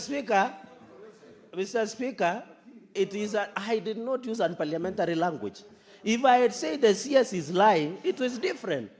He's misleading the House. That is my statement, Mr. Speaker, and it is a fact. Can the CS now tell us his facts? Because I know for sure what he's saying is not what is on the ground. Before the CS responds, yes, I want you to withdraw. Which part, Mr. Speaker, to withdraw my question? That he's not being honest. Withdraw that he's not being honest. Can I replace the word is misleading the House? Is that better? Withdraw and replace. I withdraw and replace that is misleading the House. Very well. What is your point of order, Senator?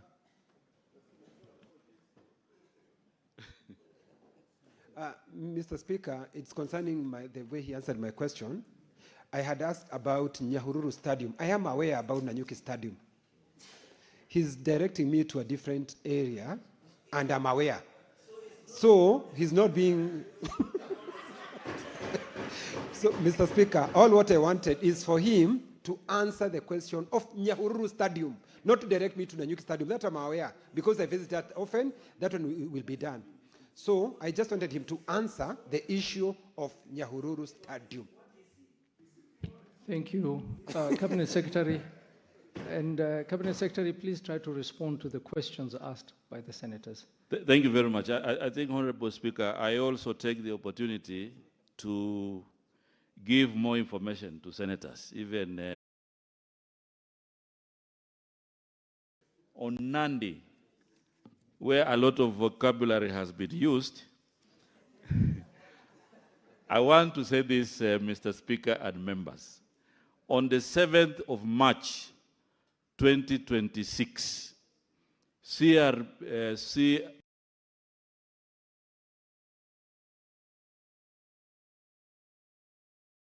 BRC were handed over the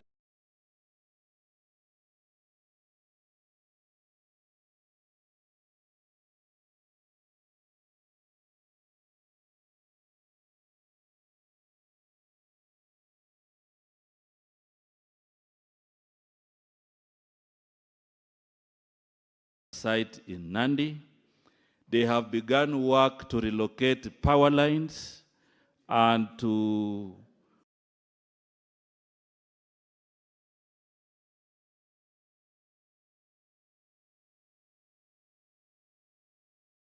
put the site into good in terms of construction.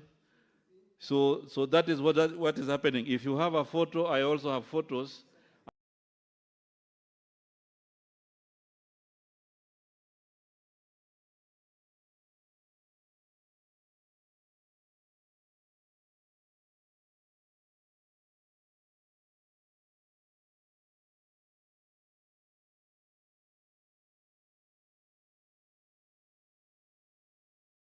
And I have people who have been on the ground. So that is on the 7th of March.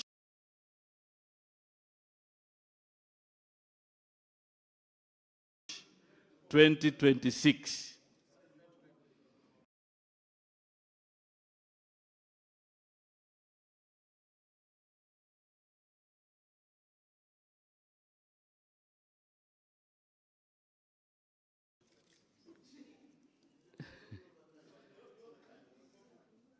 So I think I want to confirm. I want to confirm, my Honorable Speaker, that on the 7th of March, and I know they have been relocating power lines in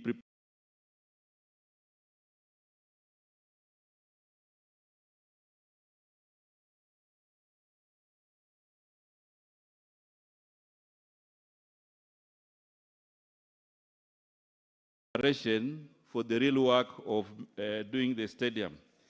In Kilifi,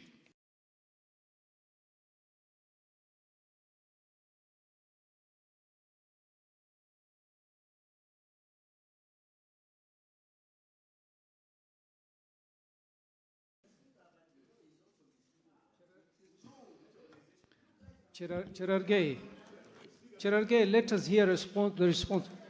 Cherargei, Senator Cherargei, let's hear the response in CRBC, silence. on the 7th of March. No, I have mentioned the contractor. It is, it is part of the details. Order, senators. You cannot engage the CS while he's responding. Can we allow the CS to respond in silence? Order, Senator Cherargei. Let us hear the CS. Kwa mheshimiwa wa Kilifi, kama vile nilikuwa nimezungumza hapo awali, tulikuwa tumekubaliana uwanja wa michezo ujengwe kwa mji wa Kilifi. Na wakati tulitembelea hiyo sehemu na maafisa wa kiutaalamu, ilionekana hiyo kiwanja ni ndogo kwa sababu sehemu nyingine ilinyakuliwa na ikajengwa.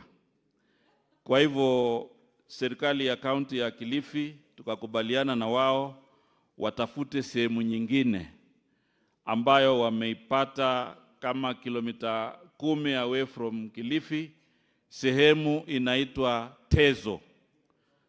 Sehemu inaitwa Tezo ambayo ni katikati ya Kilifi na Malindi. Kwa hivyo hapo ndio tutapeleka contractor ili aweze kujenga kiwanja ya kisasa katika kaunti ya Kilifi. Na hiyo ni tumesuluhisha mambo mengi, na wakati wowote tutaweza kutuma kandarasi afanye hiyo kazi. Pia kulikuwa na swala la Kericho.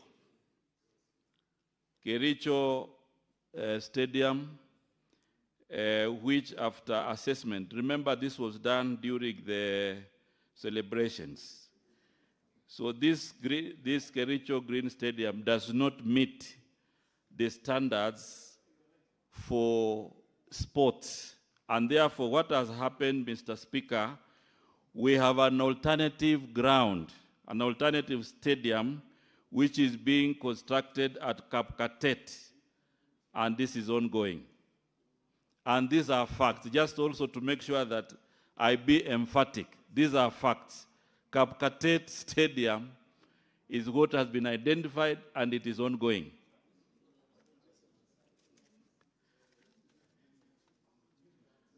So the other question, supplementary question from Mheshimiwa Miraj. You know, some of the community areas where they do football on their own, they may not have been registered also as sports facilities in the manner that we know them. However, in situations where these grounds are allocated because of other projects, the compensation process takes care of these facilities during relocation. And therefore, if there is a plan to relocate families and people, these facilities also become part of those facilities that should be compensated. And when that time comes, the Ministry of Sports will play its technical role to ensure that we provide advice to the implementing agency to do facilities that meet the sports standards. So I'm sure these local fields in these areas will be part of that. However, at the official level, we have agreed with the county government to partner on the Mombasa Stadium, but also we are considering a community ground in Likoni in an area called Bububu. So, Honorable Speaker, I think at that level, I wish to say that by and large, I have been able to respond to the issues, and just to reconfirm that we paid the contractor for Cameroon and he's gone back to site. Thank you very much, Honorable Speaker. Thank you, Cabinet Secretary. Senator Boni Kalwale. Mr. Speaker, Article 227 of the Constitution stipulates that procurement of public goods and services must be done in a fair manner, a manner which is equitable, transparent, competitive, and cost-effective. Mr. Speaker, would the Minister explain to the House China Road and Bridges Construction Company, which he appears to have given several stadia in this country, including Talanda, Mr. Speaker. How is the procurement of this company such that it keeps on succeeding in all projects that, to the ears of the public, a pronouncement has already been made by the government that they are being done by the defense forces? Correct. Mr. Speaker, is it the defense forces doing the projects, or it is this Chinese company?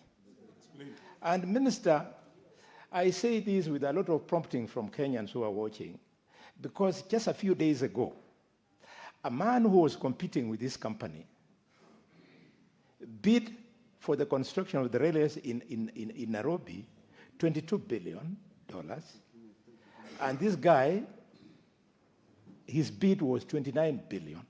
And because of that, the guy who was competitive was deported, Mr. Speaker. Can you? I am building my question, Mr. Speaker. No problem. I have no problem with you building the question. But you're referring to this guy. Who is this guy? Be specific. Yes, Mr. Speaker, thank you for taking me there. Mr. Speaker, I was just building my question, but because you have invited me, the construction of the rail line in Nairobi, China Road and Bridges Construction Company made a bid of $22 billion. And his competitor, again, Chinese CEEE, made, GCC, made a bid of 29, the other way around. This guy made a bid of 20. Relax. You are a junior member of parliament. Listen to us. We want to teach you. You are not a minister. Shame on you, Tabitha. We are talking about public funds, not funds of your family. Senator Kalwale. Mr. Speaker. Senator Kalwale. Order, senators. Order, senators. Senator Kalwale. Order, senators. Order. Senator Kalwale, I'm a little bit disappointed that you are calling Tabitha a first-time member, yet you're on the floor of the House and you're engaging her instead of engaging the chair. You seem to have forgotten that procedure. Thank you, Mr. Speaker. What is your point of order, Senator Tabitha? Thank you, Mr. Speaker. Senior, as I call him, Senator Boni Halwale, just called me shameless on the floor of this House. as a senior member, I expect him to show a lot of respect. And there's always a beginning, there's always a starting point. You know? So, Mr. Speaker, I would like him to withdraw and apologize. What's your point of order, Cherargei? Mr. Speaker, I raise under Standing Order 101 on contents of speech that I demand Senator Boni Khalwale, who is a Gaina by Medic. Mr. Speaker, it says, under Standing Order 1016, a senator shall refer to another senator by the title senator, and he referred as a junior senator and called Senator Mutinda shameless. Mr. Speaker, he called shame on you. Can the distinguished senator of Kakamega, Senator Boni Khalwale, doctor, withdraw and apologize to Senator Mutinda and other first-time members of the Senate? Because, Mr. Speaker, we'll send him to Italanyi. You know, there's somebody called Italanyi in Kakamega. If he plays around, we'll send him the bullfighting, Mr. Speaker. Senator Boni Khalwale. Thank you, Mr. Speaker. Senator Mr. Boni Speaker, Khalwale, if yes. you did indeed call Senator Tabitha names, it is only proper as a senior member of this House to apologize and withdraw, and then proceed with your question. Thank you, Mr. Speaker. Mr. Speaker, I want to do so, but in a procedural manner.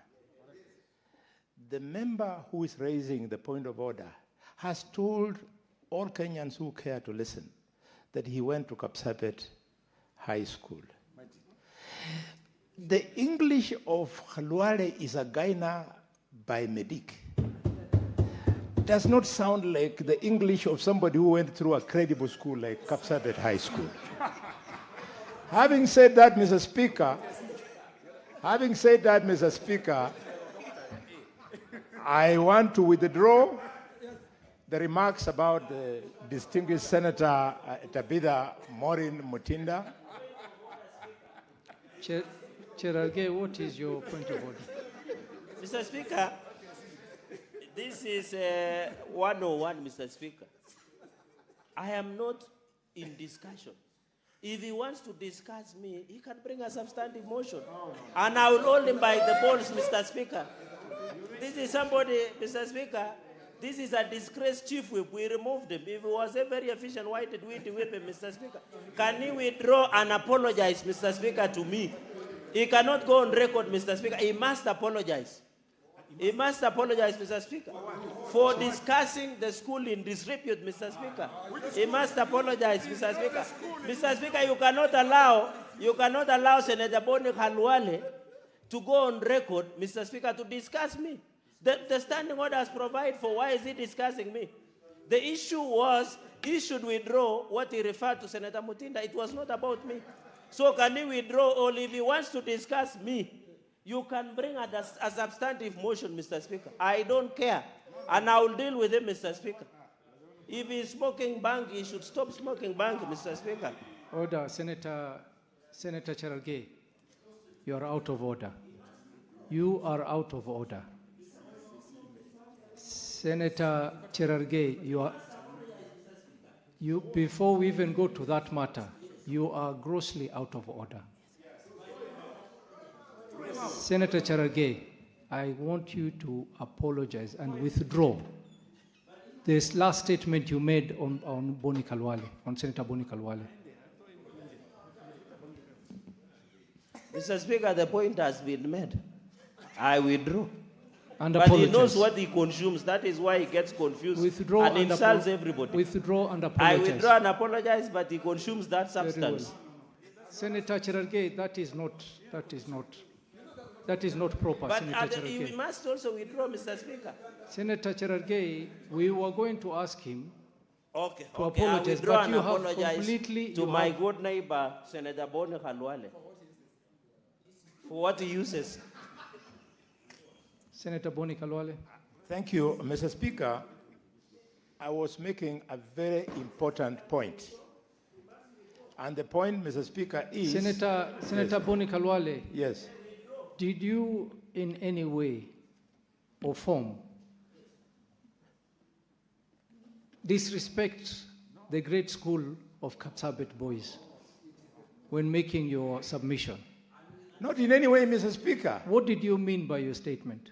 I was wondering how a great school like Kapsabet High School could possibly And have be very churned careful, out. be very careful, Yes, so yes. that you don't fall into the Yeah, trap again. Exactly. Proceed. Would possibly have churned out what the country is witnessing, but that is not the issue. The issue, Mr. Speaker, is that, Mr. Speaker, the issue is that Senator Boni Kalwale, order, Senator. Sit down. Senator Boni Kalwale. Senator Boni Kalwale, just withdraw and apologize and proceed with your question. Yes, Mr. Speaker, sir, I have withdrawn and apologized. Mr. Speaker, any attempts to try and silence this very important point is not fair to the public. China Roads and Bridges Construction Company made a bid, I said, of 29 billion shillings. And the same project, China Communication Constructions Company made a bid of $22 billion. So the guy of $22 billion was not only denied that contract, but he has been deported out of the country, Mr. Speaker. And people with financial understanding are telling us that it might cost Kenya up to 7 billion shillings for denying this guy a fair opportunity to get this job. So, Mr. Speaker, I was using that to build the question to the minister that is Article 227, from which the Public Procurement and Disposal of Assets Act 2015 is drawn, is it applicable in this story of stadia in this country? And if it is, how come that CRBC keeps on getting these jobs, and then we are told it is the defense forces which are constructing, and when you go on site, you see Chinese people on the site. Are Chinese members of the military? Senator Bon Kalwale, just to better understand your question, the reference you made for the amounts bidded for a project, we need you to be a little bit more specific. Which project are you referring to?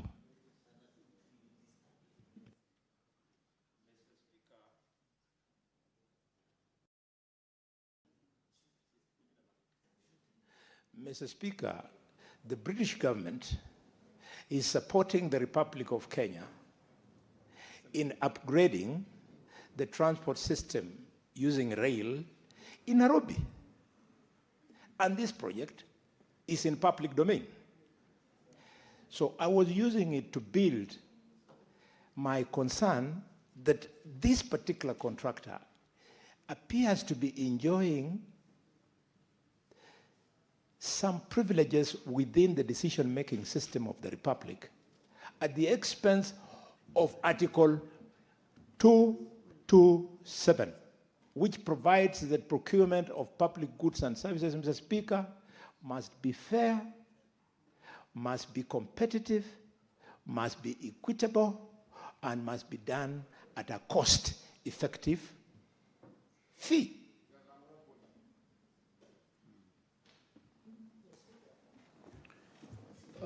Cabinet Secretary. Thank you very much, Mr. Speaker and honorable members. And it is always a pleasure, to be in this house and to witness the debate. Coming back to the issues. First of all, I want to say that the facts that have been provided by the honorable senator about procurement and the issues raised are not related to what we do in the ministry. As much as they have been used to build a case, they are not related to what we do in the Ministry of Sports, Creative Economy, and and sport. And we can demonstrate, Honorable Speaker, that we have different contractors across Kenya who do the different facilities, and we can demonstrate that. And in as much as the debate has gone in that direction, I want to confirm that the Ministry of Sports adheres to the procurement law. And therefore, we have no reason to send panic to Kenyans. The contractor who is in Muranga is a different contractor. The contractor in Kitui is different. The contractor in Bukhungu is different. The contractor in Kapkatet is different. The contractor in Kipchoge Keino is different from the contractor in Masinde Muliro and Marsabit, and in Nandi, in Mombasa, and in Kakamega. So I think in terms of this session, Honorable Speaker, allow me to confirm that we have followed the procurement law, and that can be demonstrated. I think the other details that there was procurement of 22 billion and 29 billion, they are not facts that we can use to build a case for the Ministry of Sports. So I just wanted to make that clarity and to thank members of the Senate for this opportunity, and given another chance, we will continue to engage on matters of sports, on matters of youth affairs, and other matters that concern the ministry. Otherwise, I want to thank you most sincerely and to assure you that the reforms that His Excellency the President, Dr. William Samoei Ruto, is doing to promote talent development across Kenya. These efforts have been unprecedented because you remember, honorable members, that for 40 years, Kenya could not even host a continental tournament. It is only during the leadership of His Excellency Dr. William Samoei Ruto that now we are back. We are back in the continental affairs. And as a ministry, we are on schedule to implement this vision and to ensure that we give opportunity to all Kenyans at the grassroots to have sports facilities where they can train, they can develop their talent, and we can make talent a source of livelihoods. Honorable Speaker, along that direction, we have equally reviewed the cash awards for different athletes so that we can make sports a fully fledged livelihood program. And we are going on to make sure that we even, maybe next time, we will come back here with a new policy and legislation that is looking at how we can commercialize sports. And again, in that policy and legislation, we are also making proposals on how we can manage the sports infrastructure across Kenya so that they can be sustainable, so that they can support generations to come, and the public can have value for money. Thank you very much, Honorable Speaker and members of the Senate. Thank you very much. Thank you. Thank you, Cabinet Secretary. No, I'm not taking any more. I'm not taking more. No, we are out of time. Cabinet Secretary, I know that was almost, yes, just order, senators, order. Order, just hear me out. Cabinet Secretary, I know that was almost your closing statement, but we still have two more questions from two senators, and I will allow the two senators, Senator Seki, and then followed by Senator Joe Newton. The last two questions. Thank you, Honorable Speaker. I think I was almost to be cut off, but I really appreciate. Honorable Speaker, I want to ask a question to the Cabinet Secretary and really want to appreciate him for answering questions well and try to be calm when sometimes we are hot in this House.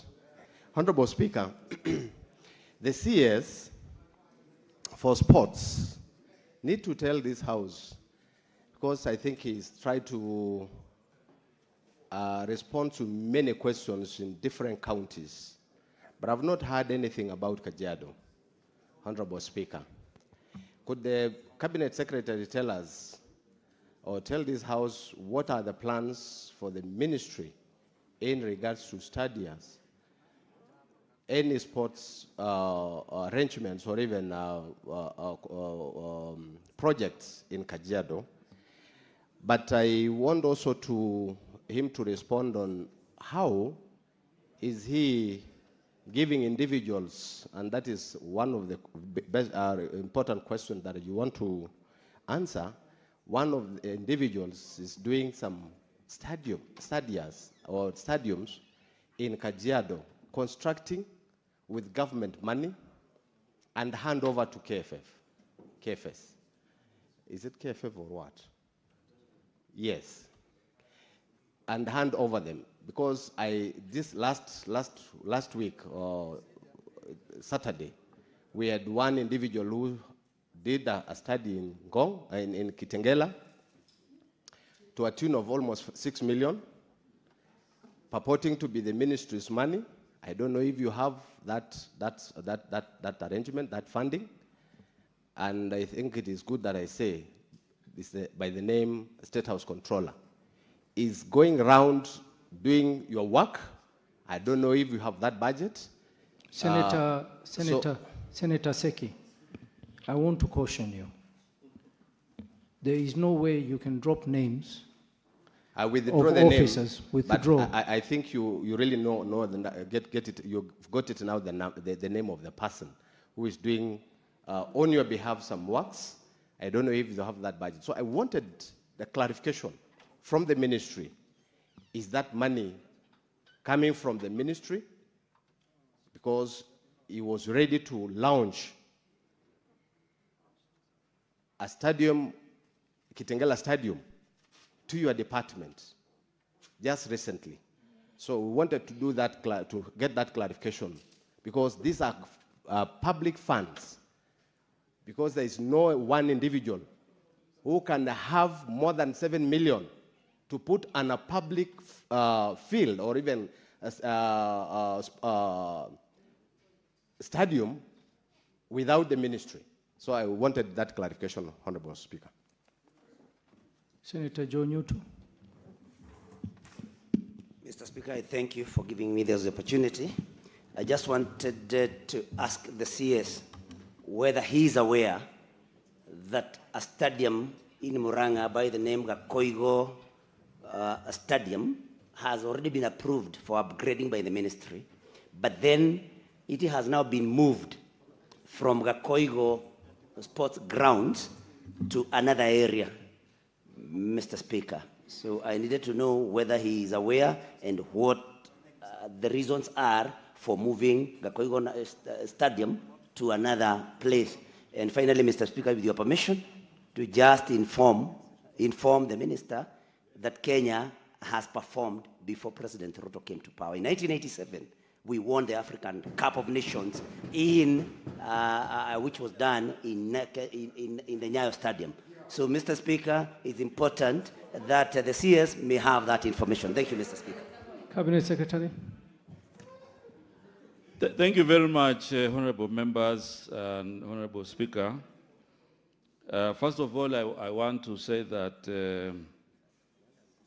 in Kajiado, we have not allocated 7 million for any facility.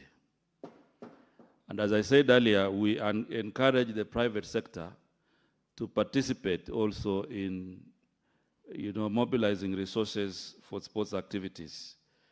However, we don't have any 7 million budget that has been allocated to an individual.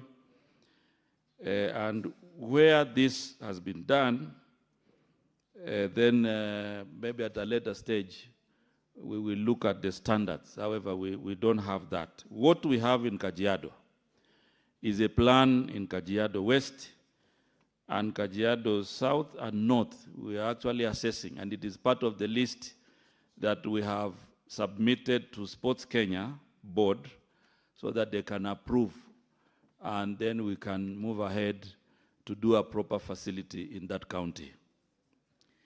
Individuals are encouraged also to make a contribution.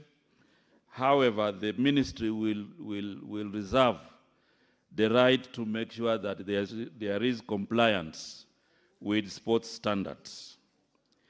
In Muranga, Honorable Speaker, we are doing Mumbi Stadium, a 10,000-seater, and we are also identified Gakoigo. In Gakoigo, the earlier site which had been identified could not fit, and there were also issues with community, and therefore we have moved and identified Summer Ground, which is now being considered as the next site for this project. And therefore I want to assure the Honorable Senator that we are on schedule to make sure that the Kenyans living in that area can also have a facility to inspire their talents. However, Gakoigo could not fit, and it is not just Gakoigo. There are many, many areas where leaders, community have identified for construction of a stadium, but when we go and look at it technically, some of them have not been able to fit. And you remember, Honorable Speaker, I had mentioned the stadium in Kericho also had a similar problem, and we had to relocate it to Kapkatet. So this action, this decision in Gakoigo is not as isolated. It is part of what we do to make sure that we maintain the standards of sports activities in Kenya. And therefore, Honorable Senator, I want to assure you and the members here that we are on schedule to make sure that that community still benefits from the sports infrastructure. However, the earlier site has issues, and therefore we will be moving to another site within the same locality. Honorable Speaker, I think I have adequately responded to the two issues that have been raised lately, but I also want to say that we are ready as a ministry to work very closely with the Senate, and especially the committee relating to youth and sports, the one on infrastructure, and any other, to make sure that we are very transparent, but also to say that sports now should receive the attention it deserves. I think this is one of the sectors that had not been focused before. And my comment on the 40 years also resonates with what the Senator has said, because the last time Kenya hosted a tournament was in 1987. That's the time we hosted a continental showbiz. And since then, we have not had that opportunity until last year. The same rhythm in the 80s, that's the time we also had a big infrastructure on sports in Kasarani. And in between, we have not had. Until now, we have the Raila Odinga Talanta Stadium here in Nairobi. So I think as a ministry and government, we will continue to make sure that we implement the vision to allow and to create an enabling environment for our young people, men and women, to inspire their talents and truly make sports and talents a source of livelihood. Thank you very much, Honorable Speaker and members, and I wish you all the best in the rest of the debates. Thank you, Cabinet Secretary, and we also thank you for taking the time to come and engage with the senators and for your responses. And we also want to wish you all the best in your duties and in improving the sports facilities in Kenya. I will now give you leave, Cabinet Secretary. Thank you very much. Honorable Senators, we shall proceed with the business of the day. I'm going to rearrange the order paper slightly, and we will defer order number 8 and go straight to order number 9. Clerk. Order number 9, motion, report of the proceedings of the Artificial Intelligence Conference on the role of Parliament in shaping the future of responsible AI, held 28th to 30th November 2025 in Kuala Lumpur, Malaysia. Senator Enoch Wambua.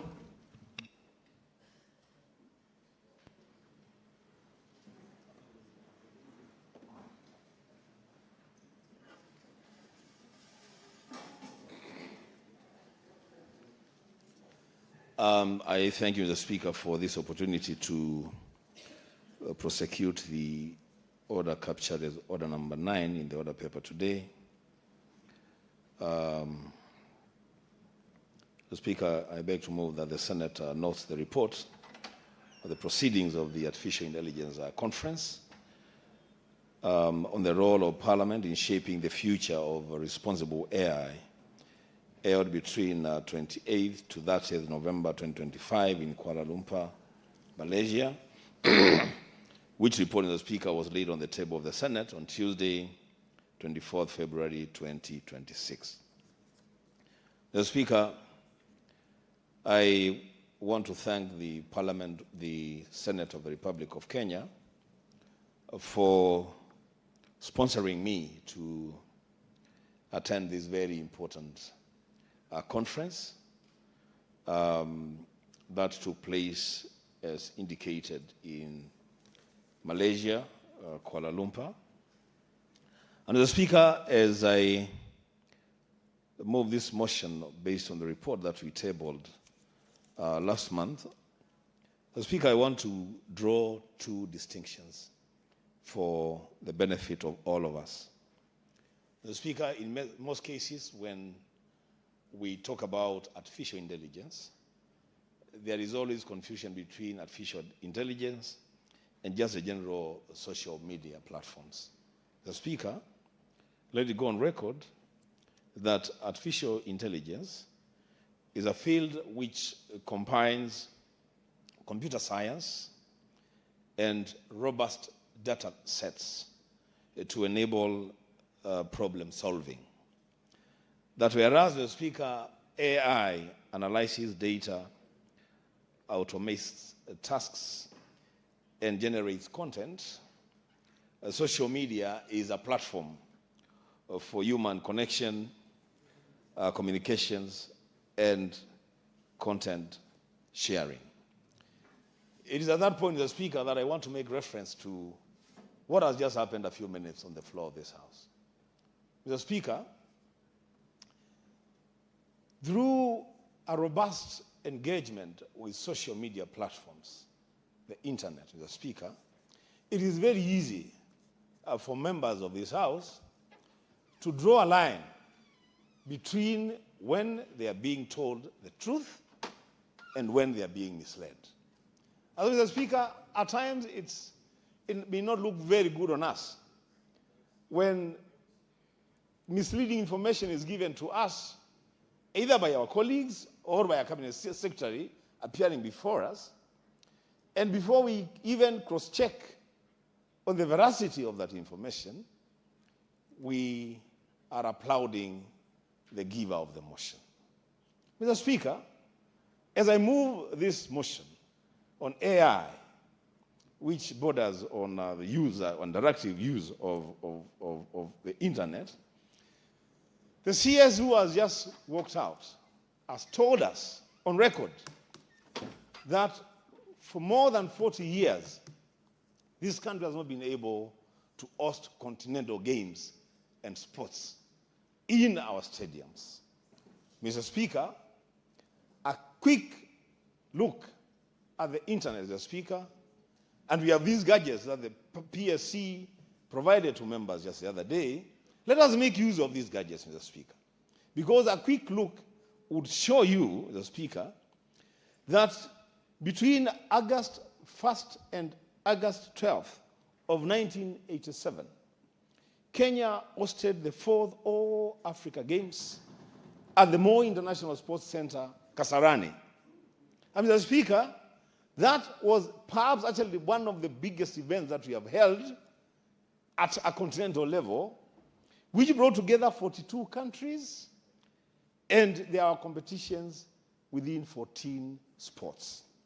Mr. Speaker, a closer look again would have demonstrated that in the year from 2020 to date, Kenya has been hosting the World Athletics Continental Tour Gold, Mr. Speaker, which is an elite sports game bringing together elite African and international athletes since 2020 to date.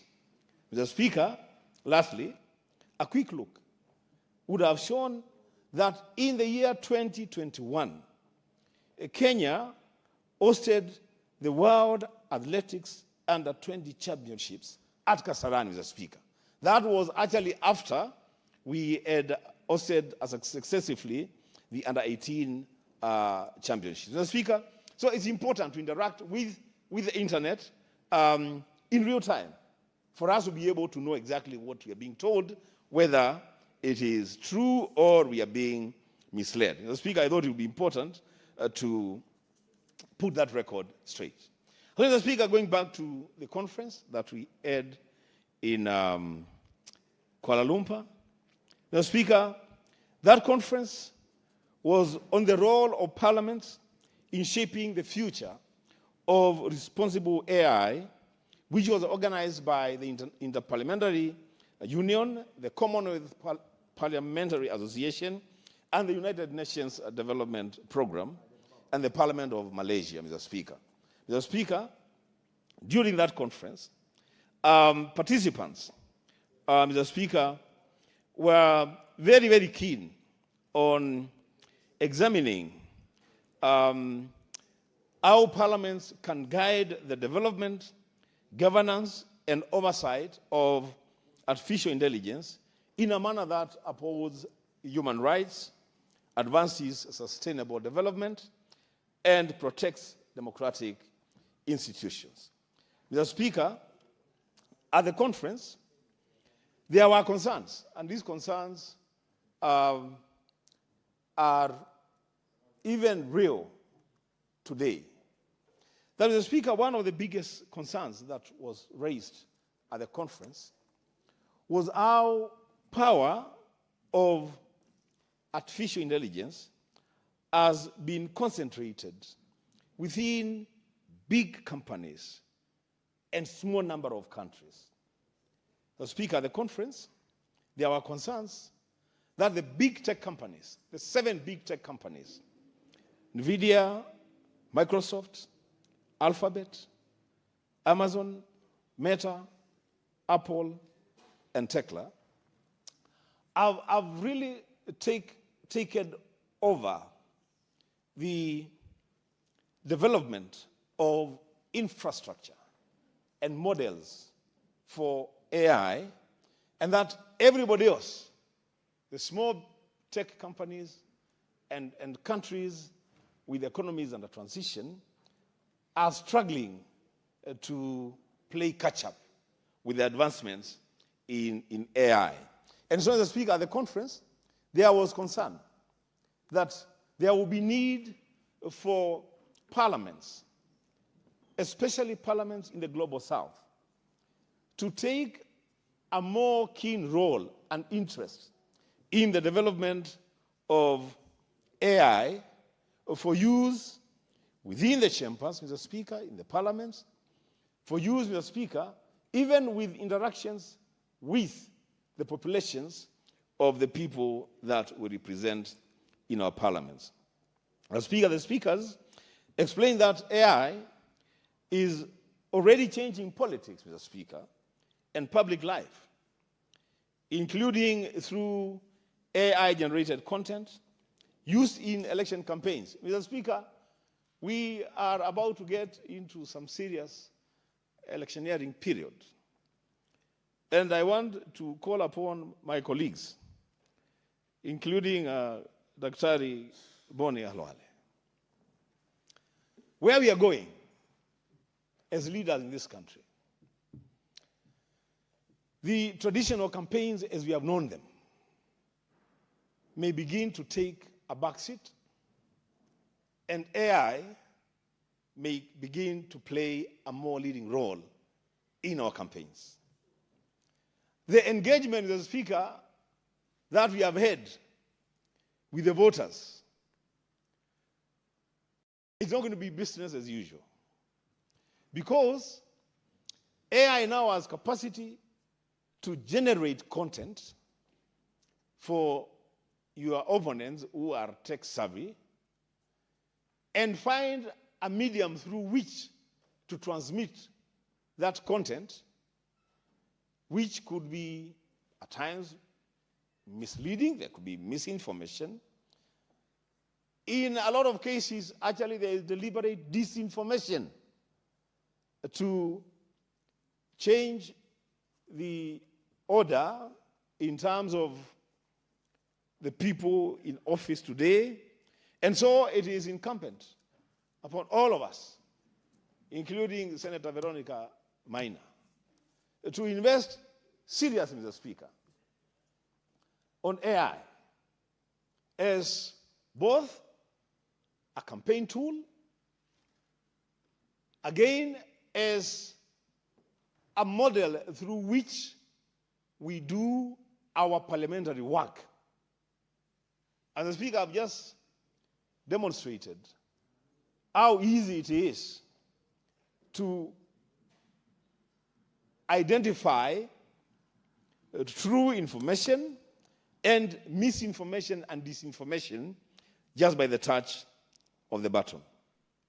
Mr. Speaker, I would want to invite my colleagues in their free time, or even now because we have gadgets before us, to look at the effect of AI in the elections held in Ireland, in Netherlands, and the United States of America, Mr. Speaker. It can make it harder, Mr. Speaker, for voters to know exactly what the truth is in these campaigns. Mr. Speaker, the participants also noted that many citizens are worried about how AI is being used and about too much power, I have already said that, sitting in big companies. Mr. Speaker, in reference to the IPU's October 2024 resolution on AI and democracy, the speakers emphasized the need for clear and strong laws, as well as active involvement of international talks on how AI should be managed. They also stressed that parliaments must encourage open public discussion and help both MPs and citizens better understand AI so that the decisions reflect people's real concerns. Mr. Speaker, one of the biggest challenges, especially for parliaments in the global south, was identified as the slow pace at which we initiate, process, and conclude legislation. Mr. Speaker,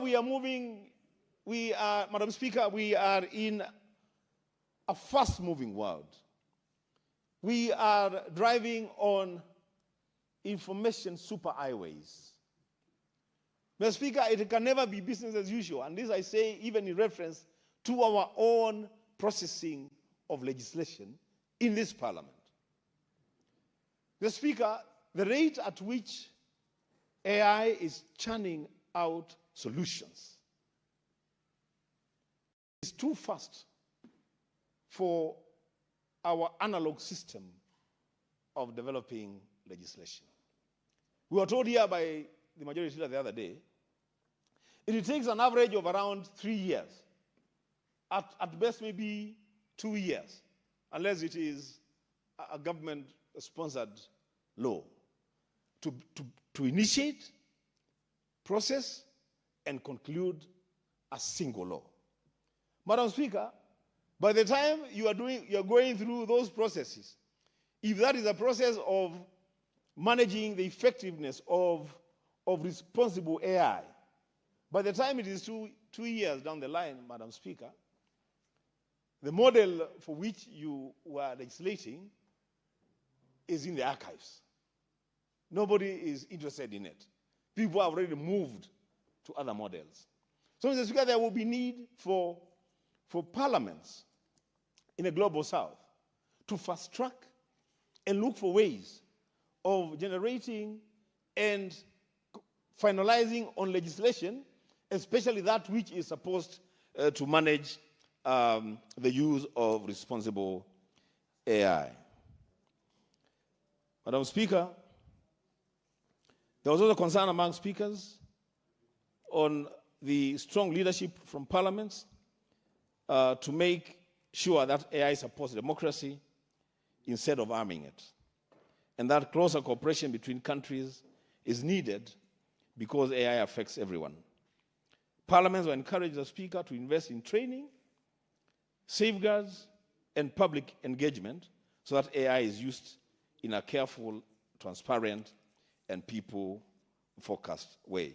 Madam Speaker, you know, one of the best ways of using AI in our context would be in us individually preparing for debates on the floor of the House. Would be us using AI, Madam Speaker, to even develop content for and shape the questions and statements that we bring to the floor of the Senate. Madam Speaker, as I said, it can never be business as usual in the way we transact business on the floor of the House in this era of AI. Madam Speaker, very quickly, in the year 2024, there were more than 60 countries that held national elections. It was the same year, Madam Speaker, that AI was gaining momentum, even in the global south. The Speaker, truth be told, AI has permeated the election ecosystem today in a way that it has never happened before.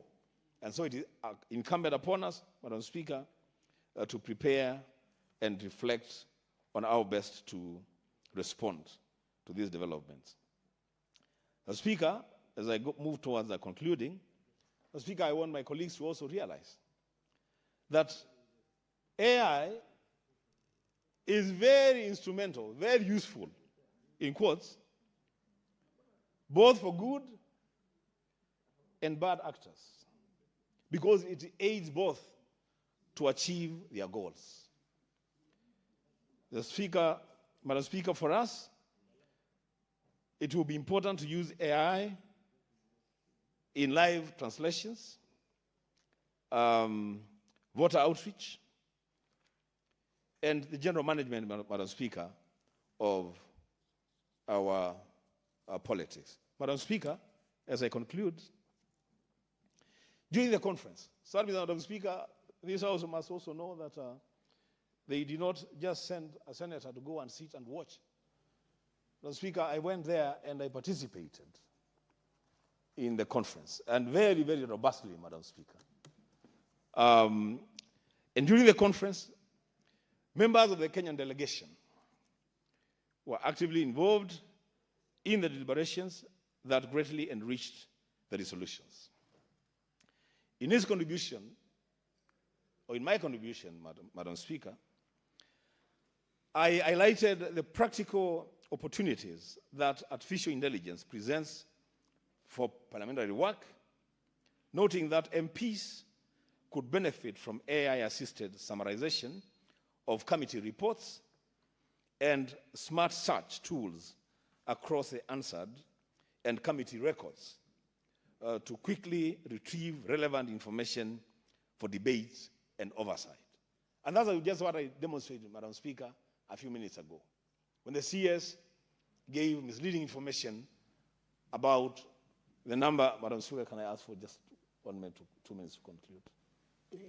You have 1 minute to Thank you. conclude that. So when the CS gave misleading information about the number of sports activities that have happened for the last 40 years, just by a click of a button, Madam Speaker, I was able to identify that this is misinformation. And that's what AI is supposed to help us here on the floor of the House. Madam Speaker, I further observed that at the institutional level, AI-powered virtual assistants on the parliamentary website could help respond to common public questions, while automated, faster production of subtitles for video streams would enhance transparency and make parliamentary proceedings more accessible to all. Madam Speaker, so that we don't build silos, and I'm not campaigning for myself, Madam Speaker, it would be important for me, for purposes of continuity, to attend the next AI conference. Madam Speaker, I can build on this, and then I bring that resource back to my colleagues.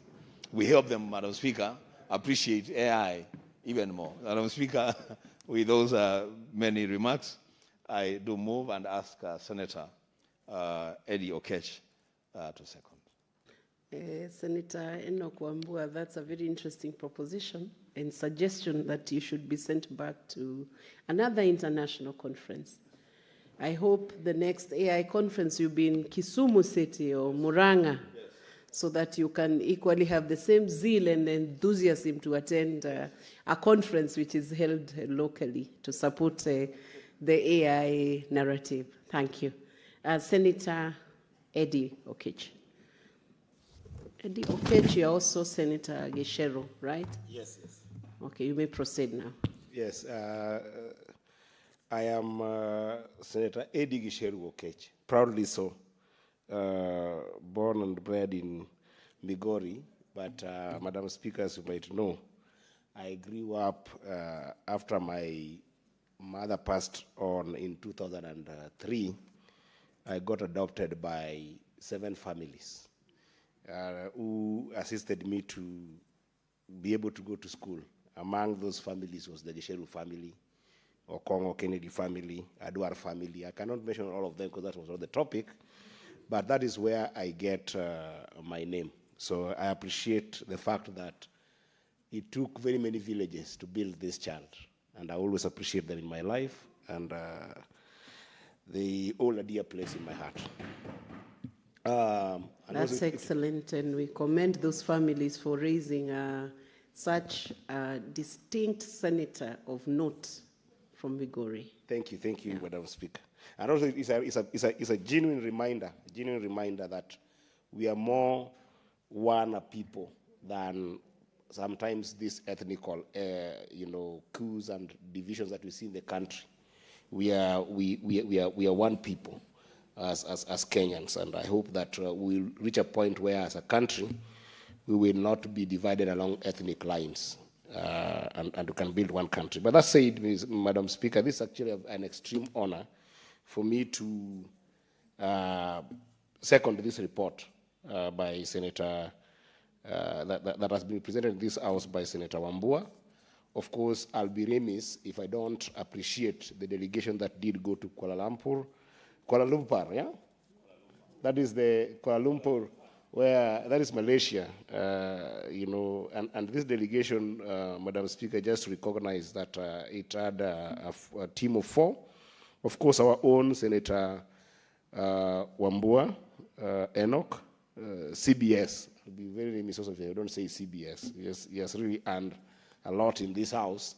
We also had Honorable Robert Basil Ngui, who's a friend of mine, MP from the National Assembly, and also accompanied by our able team from the Secretariat, Madam Marlene Ayiro from National Assembly.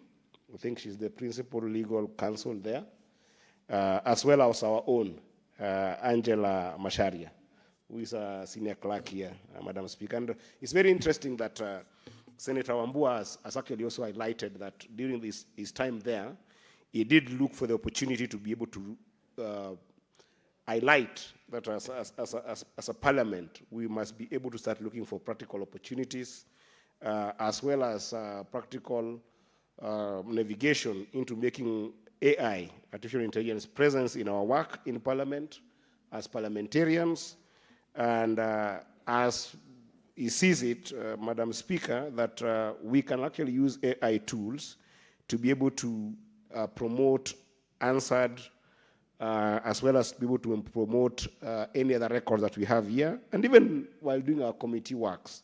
But beyond that, Madam Speaker, this report is generally about the use of intelligence in the context of responsibility, so that as a parliament, we can be able to evaluate our role in shaping the future of responsible AI, you know. And I think that one is something that cuts across not just our work in Parliament, but also being able to make sure that in the country, we can be able to have proper use of AI.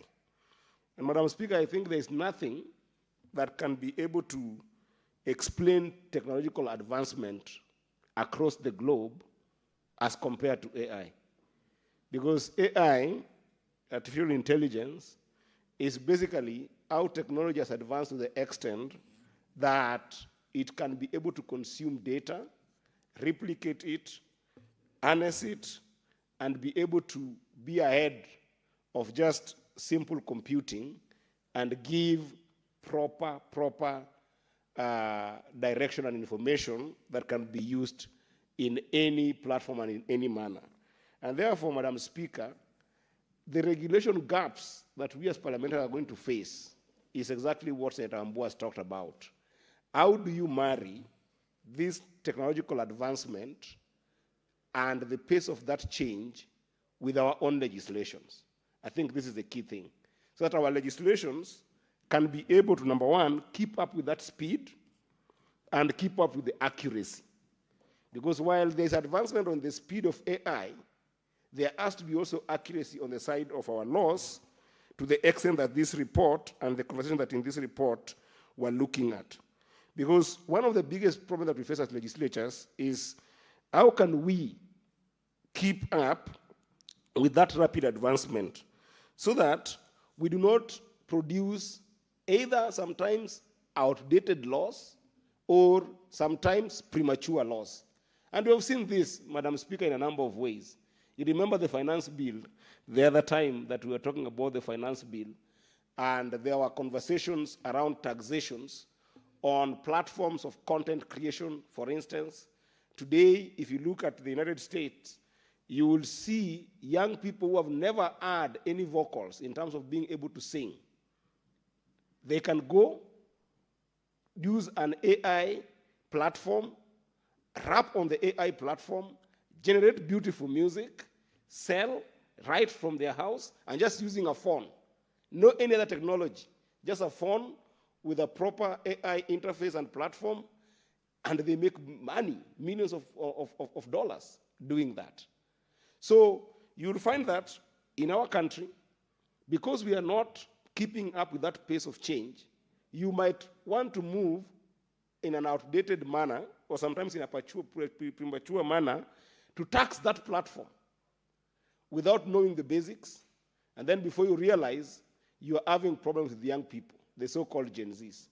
Because their basics, the basics include simple things like, who are the owners of these platforms of AI? Who are the developers? Which companies are now developing AIs to the extent that they're advancing this fast, and where are they based? If Meta, for instance, Madam Speaker, is developing AIs that are based in Ireland, would you not want laws as legislators to make sure that instead of taxing a young person, like maybe, let's say, Chipukizi or Aziad or Eric Omondi, who is just using this AI because they are also keep catching up with the simple technology that they are consuming, instead of taxing them, maybe you might want to advance into thinking about where are these companies based in terms of their corporate tax responsibility, and then require legislations that would attract them to come to our country and then be able to responsibly tax them and responsibly put in place regulations that will make them use AI in a more responsible manner. including being able to hold them accountable and being able to ensure transparency in the data that comes from those platforms. And these basic things sometimes skip us, Senator Wambua, if I may address you through the chair. Even in this House, Madam Speaker, recently, we had technology that changed very fast, and we were invited into this House and told, can you go and be able to put your biometrics so that you can be able to use those biometrics to do what? To access our machines here in Parliament as you contribute in Parliament. Which senator, which one of us dared to ask, who is the owner of this technology that we are using? Where is that data going to? Where is that data housed? Because we know that in Kenya, we do not have proper data center to the extent that if you're mining, at least on the floor, somebody not ask on the floor. Because if you ask in private, I might not know. Senator Hazena, there is something you seem to be interjecting. You want to inform the senator. Do you want to be informed, Senator Eddie Okech? Madam Speaker, I don't mind being informed because this is a very good conversation, and it's a young legislator just like myself, but I just hope that you hold on my time as well, because this is a very important contribution. Hold this time.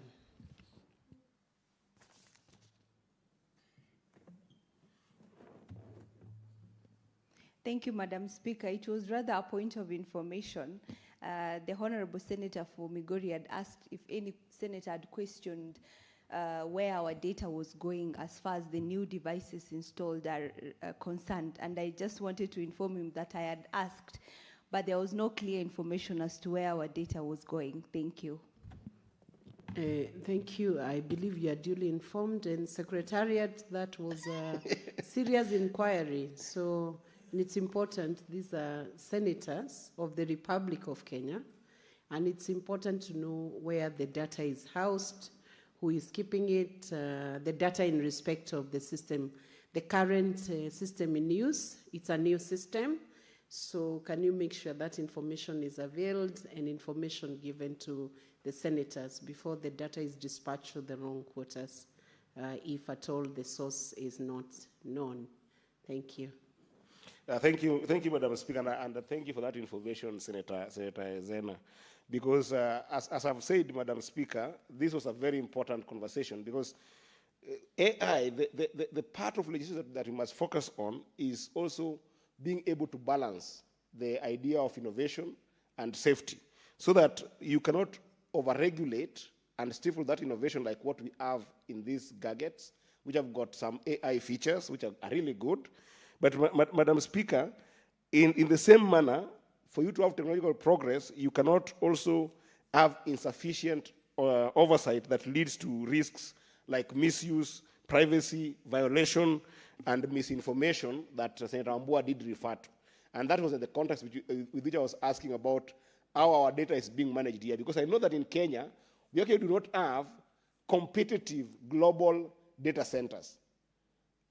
Because AI is all about data. It's all about how data is gathered, aggregated, and then used in a way that can be able to build different logs in what we call, in technology, black boxes. And Madam Speaker, I know this because I remember, I think it was last year, when the president, 2 years ago, when the president went to the United States, you remember the state, the time that he was hosted in the state as the first African president that has been hosted since, I think, 2008 in the United States. And there was fanfare around that. And remember, Madam Speaker, that when the president went there and met these tech gurus in the United States, he was given a chance by Google to be able to come and build a data center here. And when we got here, Madam Speaker, we did not have enough energy to even have data center because we only have about 3,000 megawatts that we are producing currently. That data center alone wanted 1,000 megawatts. And that's why when you talk about technological advancement, you want to also look at facets of regulation that you want to put on other supporting basic technology.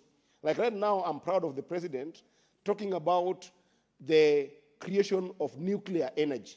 Because the nuclear energy, if it is created in this country, Madam Speaker, then we can have opportunity of producing about 10,000 megawatts in our country. With that 10,000 megawatts, then you can be able to guarantee building data centers that can be able to accommodate even as one company to start building AI, to start building data centers in our country. And this is critical, Madam Speaker, in terms of just cost of power that goes with this AI. Lastly, Madam Speaker, I wanted to talk very critically. Please, Senator Eddie Okech, I think you've been informed by very many senators today. Which is Senator good. Senator Enoch Wabua would like to inform you. Thank you. Thank you, Mr. Speaker. Can I agree. proceed. I accept because he's the one who brought this.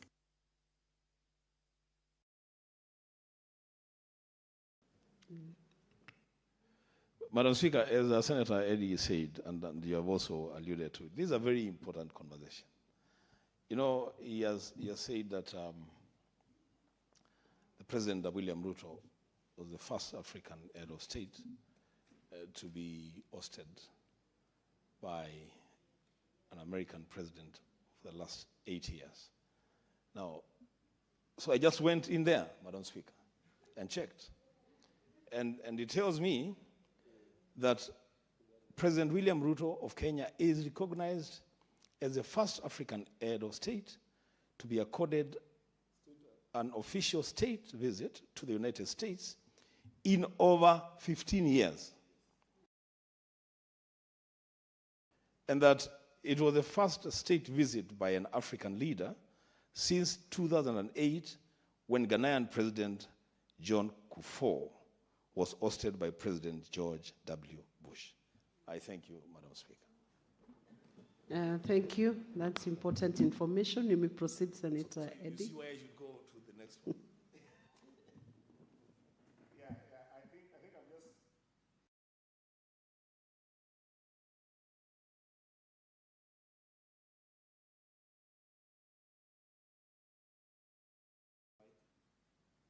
just... Give Senator Eddie the mic, please.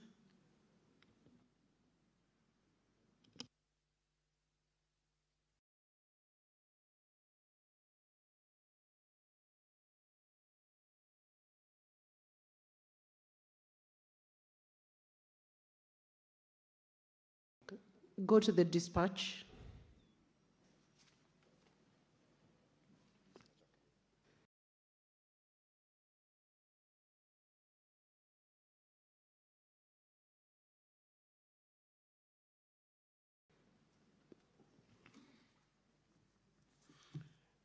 Madam Speaker, I appreciate that information from Senator Wambua, and I think we are consistent because I said that it was given that an official state visit since 2008, and I think that was consistent.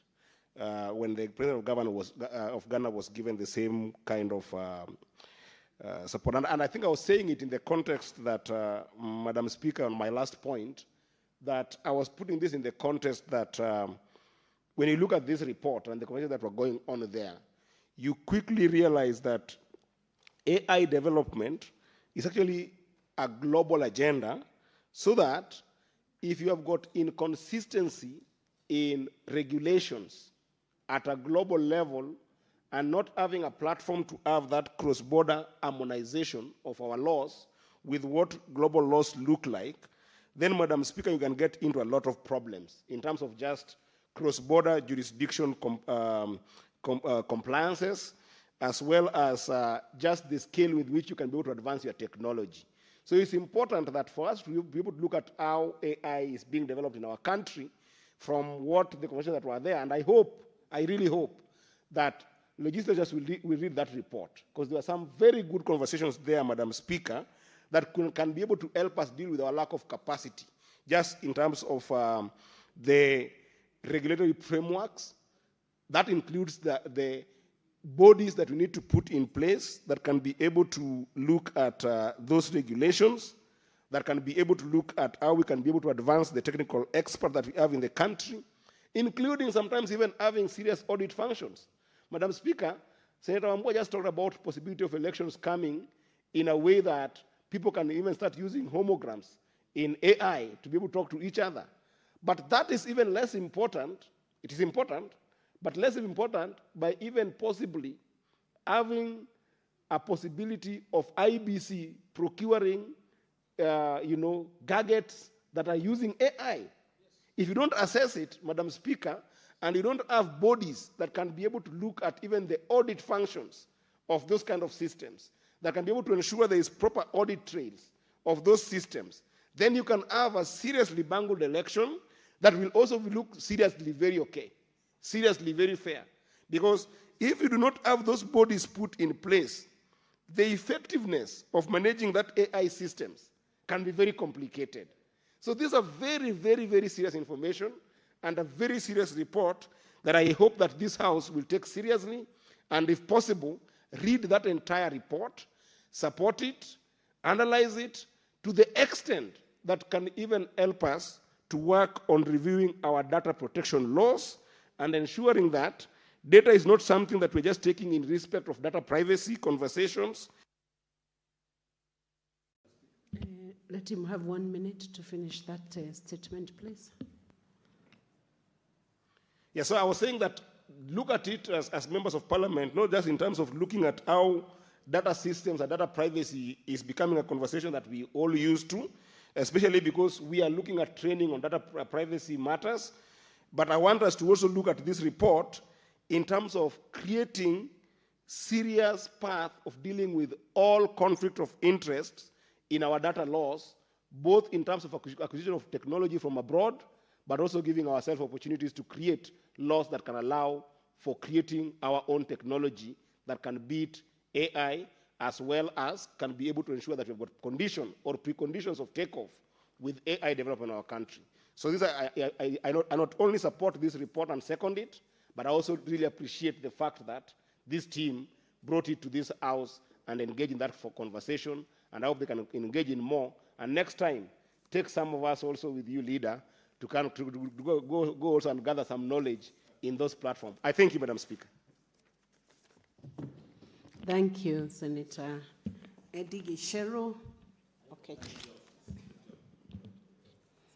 Honorable Senators, I propose the question that the Senate notes the report of the proceedings of the Artificial Intelligence AI Conference on the role of Parliament in shaping the future of responsible AI, held from 28th to 30th November 2025 in Kuala Lumpur, Malaysia, laid on the table of Senate on Tuesday, 24th February 2026. And Honorable Senators, it's now time for you to make contributions to this motion. Thank you.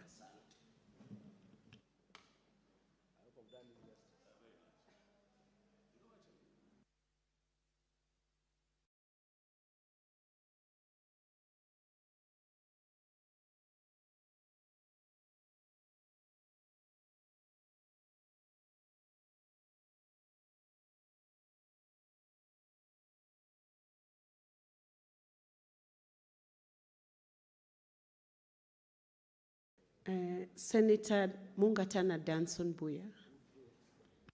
I want to thank you, Madam Speaker, for giving me the opportunity to support this motion. Madam Speaker, first of all, I appreciate the comments made by my two former speakers who have taken the floor before me. Madam Speaker, I really am amazed at what is happening in the world, and it is good for this knowledge to come to us. I didn't want to take too long because I'm looking at the time and maybe other members want to debate. But the one thing, Madam Speaker, that stands for us as members of the Senate is that we are supposed to be the defenders of our counties, the mouthpieces for our counties. And Madam Speaker, this is yet another opportunity for us to make sure that even as this technology is hitting Nairobi here, even as this technology is coming to other more established cities and counties, Madam Speaker, we should move this technology to our counties in the entire 47 counties across the country.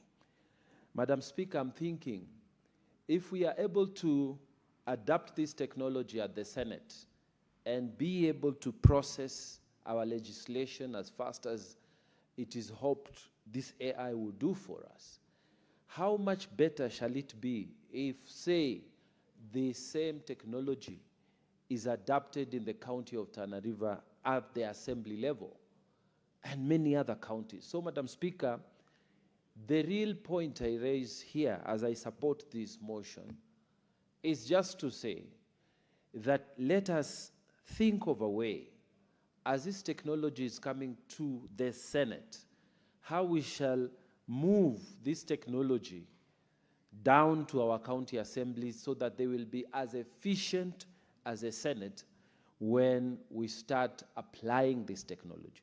So I would propose that there will be some working committee around, some thinking around this so that we can be proactive. When this technology lands here and it's being applied, it can equally move to our various county assemblies so that we keep up with the time and deliver on quality. With those few remarks, Madam Speaker, I beg to support. Thank you. Thank you, Senator Danson Mungatana. Senator Abbas Sheikh Mohammed.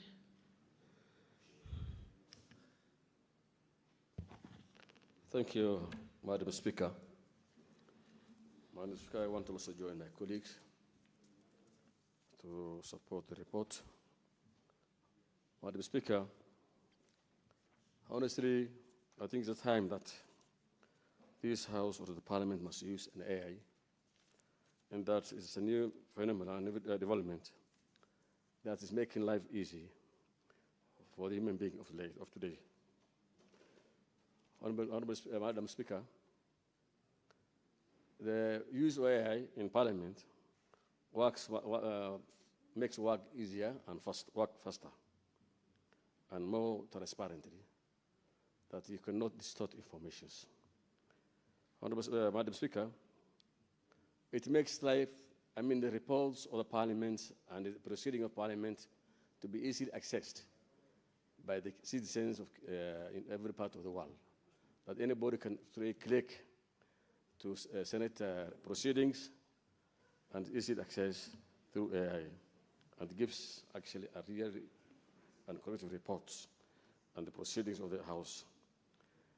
Madam Speaker, you know that this Parliament uses a lot of papers.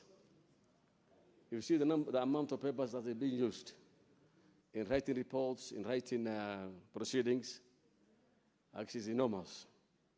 And I think the more papers you use, we cut more trees to get more papers. But the use of AI will manage at least to minimize the unnecessary papers that we're using in this House to write reports, proceedings, and minutes and all these things. And therefore, AI helps even to conserve the environment so that we don't cut more trees to get papers. Madam Speaker, instead of the public going to libraries to seek what Parliament is actually, the activities of Parliament and the reports of Parliament and the procedure of Parliament, it makes it for the public easy to access through AI all our proceedings. And therefore, it advantages the public also so they can be able to monitor whatever we are doing in this House. It's also easy to translate the debates for the public. You can use every language that you want to use. The shortest time possible, you'll be able to, at least, even if you want to, maybe I can use Somali, so at least I can be able to access the AI through AI to get the report. And therefore, AI in this House will make a lot of changes, especially, again, filing of documents. Could be required to file huge libraries and houses and rooms to file documents. in this house or any other place in Parliament. But with the use of AI, I think we'll just use and it's a click, and you lose less space and less papers and less storage. And what I think is, these reports that we are writing, these proceedings, engage the member of the staff, the secretariat so much. But by use of AI, I think life will be simple for our staff. That they will have shorter time and less workload to be writing so many documents. Speaker. Therefore, it also provides the people with disability who cannot be able to access Parliament, who cannot write all things, can easily access and get information through AI. Madam Speaker, my only worry is AI, I see people misusing it and distorting information. So could it be also disadvantage the procedure of this House? Madam Speaker, with those few remarks, I beg to support.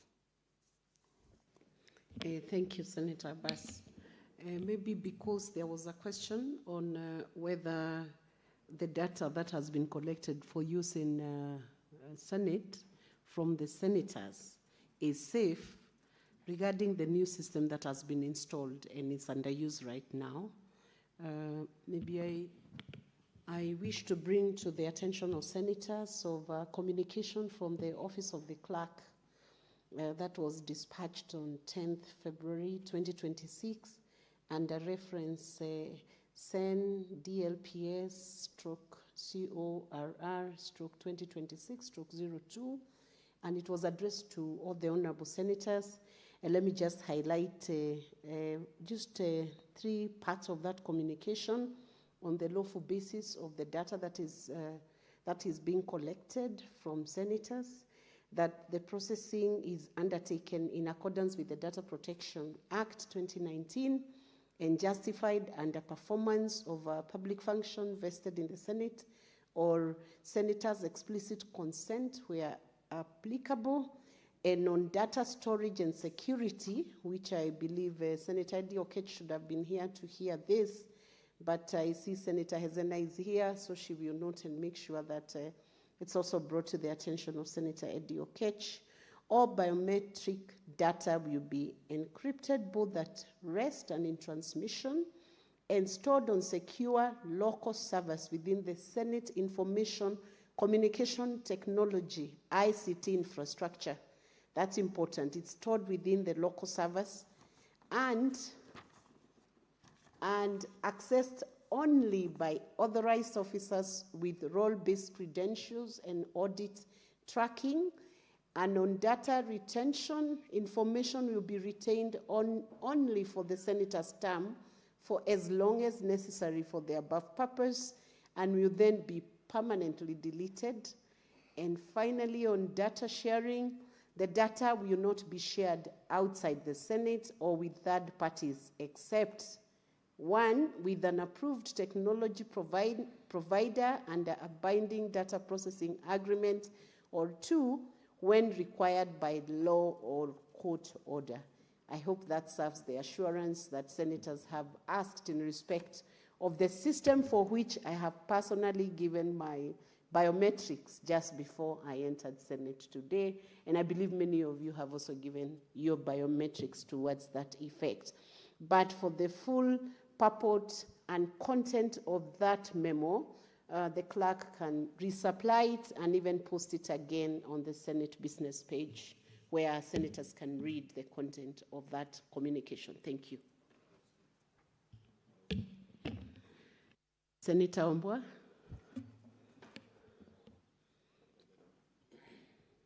Given the mic.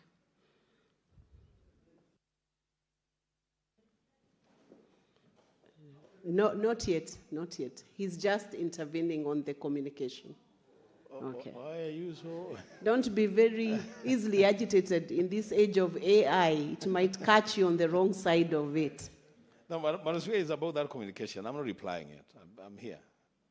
Madam Speaker, this is a house of record. And being a house of record, then the understanding is that information that is captured of members here today shall be safely stored. 100 years from today, our great-grandchildren may want to know what exactly we said about AI today. So when you say that that information will be destroyed within the life of this parliament, maybe we need to have more engagement on that issue. They will need for more engagement. This it's not about destroying information. It's about safe custody of the data collected today for use many, many years to come. I thank you, Madam Speaker. Thank you, Senator Wambua. That's a conversation that can be had at a different level. Then the communication would be done. So I will pend further discussion on that to a different platform. Meantime, I invite Senator Boni Halwale to make his contributions on this motion. Thank you, Madam Speaker. Madam Speaker, maybe just a small comment on the remark by Senator Wambua. The communication was not about what the Hansard keeps. It is what the Hansard keeps that your children and mine and grandchildren will want to revisit. She was talking about the biometric data. Once I leave Parliament, what should my biometric data be still doing here? So it is perfectly in order that a decision has been made that it be kept secure, and the moment we depart, it is a rest. That is my understanding. Having said that, I rise to support this motion very strongly. And Senator Wambua, I was listening to you very carefully. And if you look at the population in the House now, it is not because this matter is not important. It is because people are yet to come to terms with AI. In fact, you can see the hard debaters are the ones who are in the House at the moment. And we should have time for this. What are you asking us, Wambua? You are asking us to adopt the resolutions, 1 up to 13, that you made in Kuala Lumpur. Mr. Speaker, it might look easy, but when Senator you read... Boni, I would excuse others, but not you calling me Mr. Speaker. Can you adjust? Thank you. Your address to me. Thank you, Madam Speaker. I did not even realize that that is a mistake I'd made. It happens from time to time. With all the respect, I cannot mistake you for a woman. You are a full-blooded woman from my point of view, and therefore I respect that. Madam Speaker, the 13 resolutions that have been arrived at in this conference, the fact that we took only 2 members of Parliament, one from the National Assembly and our brother here, Senator Wambua, is further evidence that even Parliament by itself doesn't understand the importance of AI. We needed a number of senators in this delegation and a number of members of the National Assembly. In fact, please inform me if the Speaker allows me. Did and inform him he's accepted.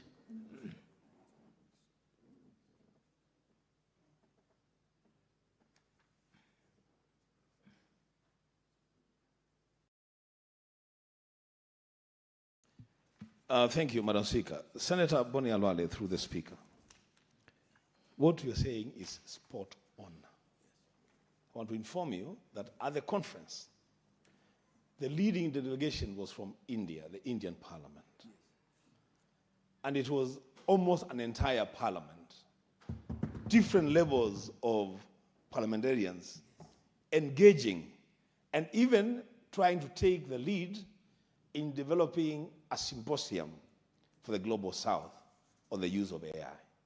So you are spot on. We looked very, very disinterested in what is happening in the world. I thank you. I appreciate that information.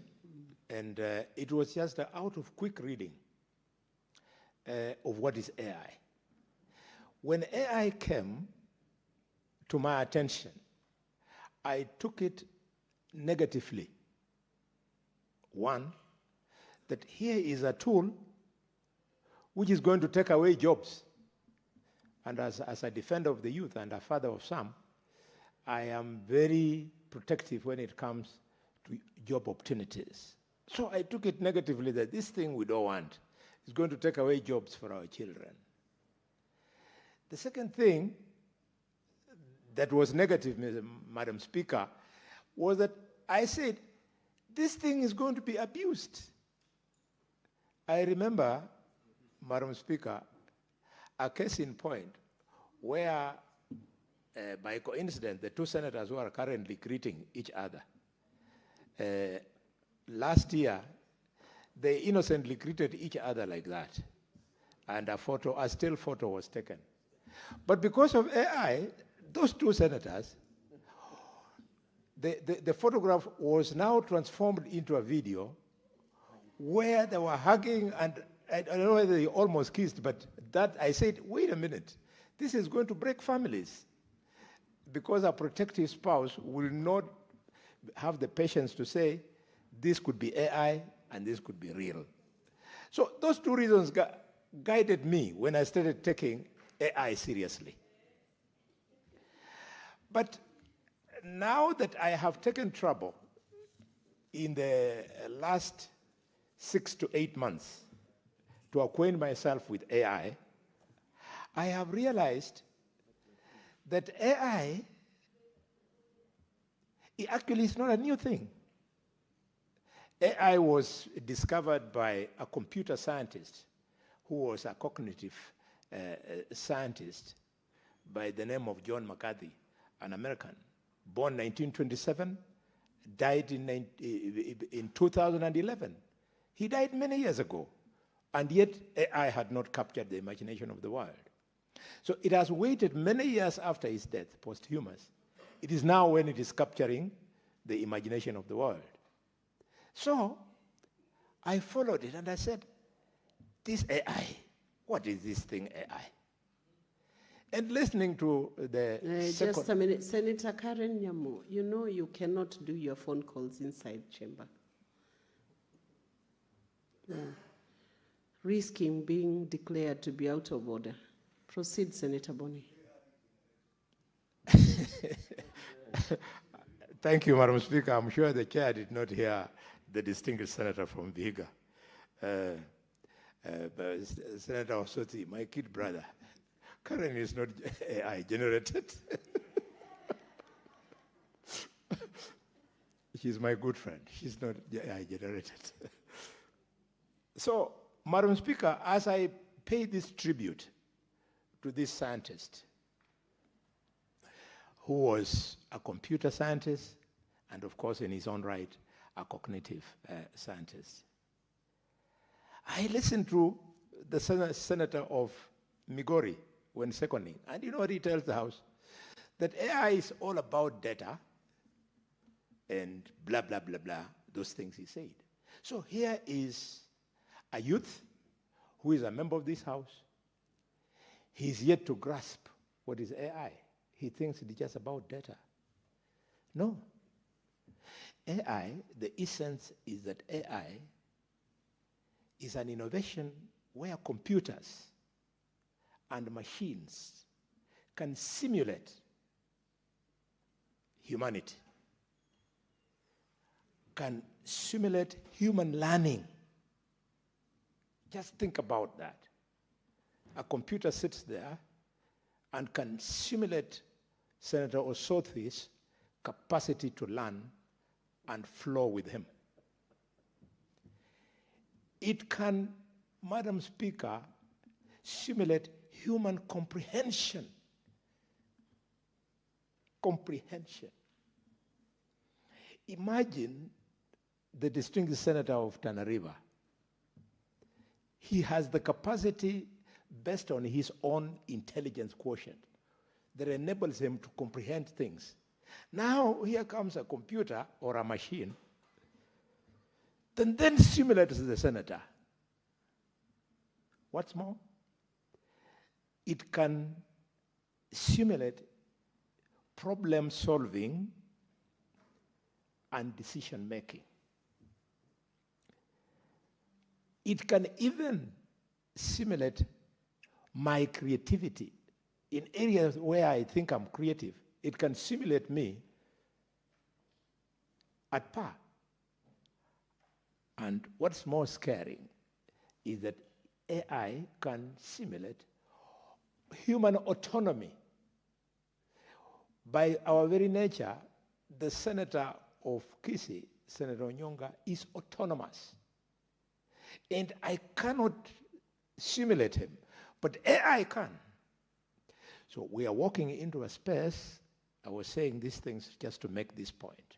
We are walking into a space, Senator Mvurya, over and above your resolutions. We should form a special committee, a joint parliamentary committee, to now think around AI. I see that we will need a computer scientist, and there are many now from the university, up to and including my son, who is also a computer scientist. He's a youth. He would be glad if you gave him a job. Yeah. Each committee would need a computer scientist. You know what they say at the School of Humanity at Harvard? They teach these days that human beings who work with AI work better than human beings who do not work with AI. So that being the case, every committee should have a computer scientist who will be able to support the committee with AI. As we support your resolutions also, we need that special committee to now factor into the budget of parliamentary, is it parliamentary commission? The one that, yeah, Parliamentary Service Commission, to have a budget for AI for Parliament. And what's more, this committee should also inform the executive that the executive should now have a budget for AI for every ministry, for every government department and every agency if we want to move at the pace that you can see India and China moving. Madam Speaker, I say these things with a lot of respect because I know that in 1980, when just about everybody apart from Hazina maybe was alive, who is in this room now, 80% of the population in China was poor.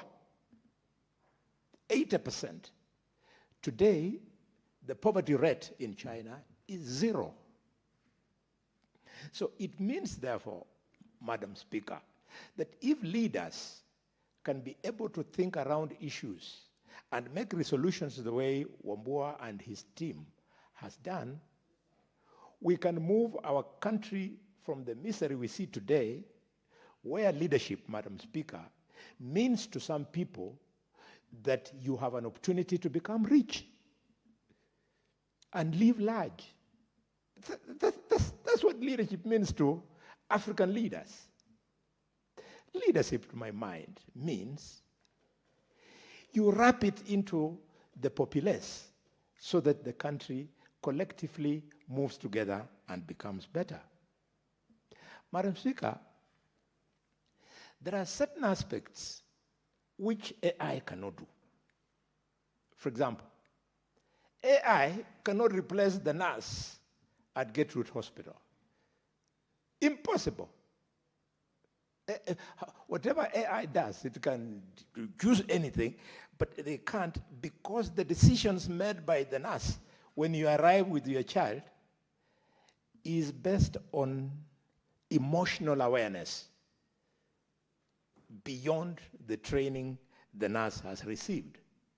Madam Speaker, AI cannot replace the nursery school teacher. The nursery school teacher can be able to look in the eyes of the child, form of discomfort. AI cannot manage that. What is more, we have certain trades, mainly in the field of engineering, which AI cannot simulate. AI cannot simulate me, with just 2 minutes. AI cannot simulate a surgeon. Senator Boni, you have half a minute to just finish that sentence so we hear Thank you. thinking of I just wanted to leaders. acknowledge that AI cannot simulate a surgeon, because a surgeon, when you open the patient, making decisions once the patient is bleeding to death. The moment you open a patient, you are starting to kill that patient. So you make decisions meant for you to solve the problem and come out with the disease out and the patient still alive. Thank you, Mr. Speaker. I overwhelmingly support this report. Thank you, Senator Boni, for those thoughts and contribution. You truly do have, your submissions have a good sync with the AI and the capacity of AI to simulate Senator Onyonka and its ability to become a Sunday school teacher or a nurse or nursery school teacher. Senator Lemaltian Hezena can bring the women leaders' perspective to the subject of AI. Thank you, Madam Speaker. And I heard Boni calling, Senator Boni Halwale calling you Mr. Speaker. Finally, it is good to note that he can potentially see both genders being equally fit to be equal leaders. Madam Speaker, it is indeed true that the possibilities of AI are limitless. We have had data is concerned, the use of our data, the extraction of our data. We had a company the other day getting several thousands of Kenyans queuing to collect some data related to their eyeballs, and that was such a huge risk to our country. But Madam Speaker, we also understand that AI has so much potential to help the youth of our country. The missing link, however, is the fact that we have, the whole world is talking about the exponential potential that AI has, but nobody is really realizing that many parts of our country are still lagging behind. We are not connected, there is no electricity, there is no internet, but the world has advanced too fast in the cities and the capital, the major capitals, leaving behind the rest of the world, especially in many parts of Africa. Madam Speaker, it is important that all ministries within our country work together in a collaborative effort to ensure that different aspects of different ministries come together to ensure that there is an interlinkage in ensuring that there is a smooth and efficient transition from one sector to the other and to be able to catch up with the rest of the world. Madam Speaker, there is also the issue of there are very many advancements that have happened globally as far as AI is concerned. We have also seen the creative economy growing because of AI. Many young people are employed through AI. I've been sent about 3 songs this week, and my attempts to look for the singer behind the music failed because I was told they were generated using AI, but the voice was so realistic that I thought it was a human being. I can imagine even people who had zero talent in music, perhaps like me, would be able to sit behind a keyboard and come up with put words together and ask AI to do the needful. We have also seen issues like the marketing industry has expanded hugely because of AI. There is a way that our creative the creative industry is incorporating AI skills in marketing, in banking, and every other thing, Madam Speaker. We have seen the growth in the movie industry because of AI. However, there are downfalls to every good thing has a bad side.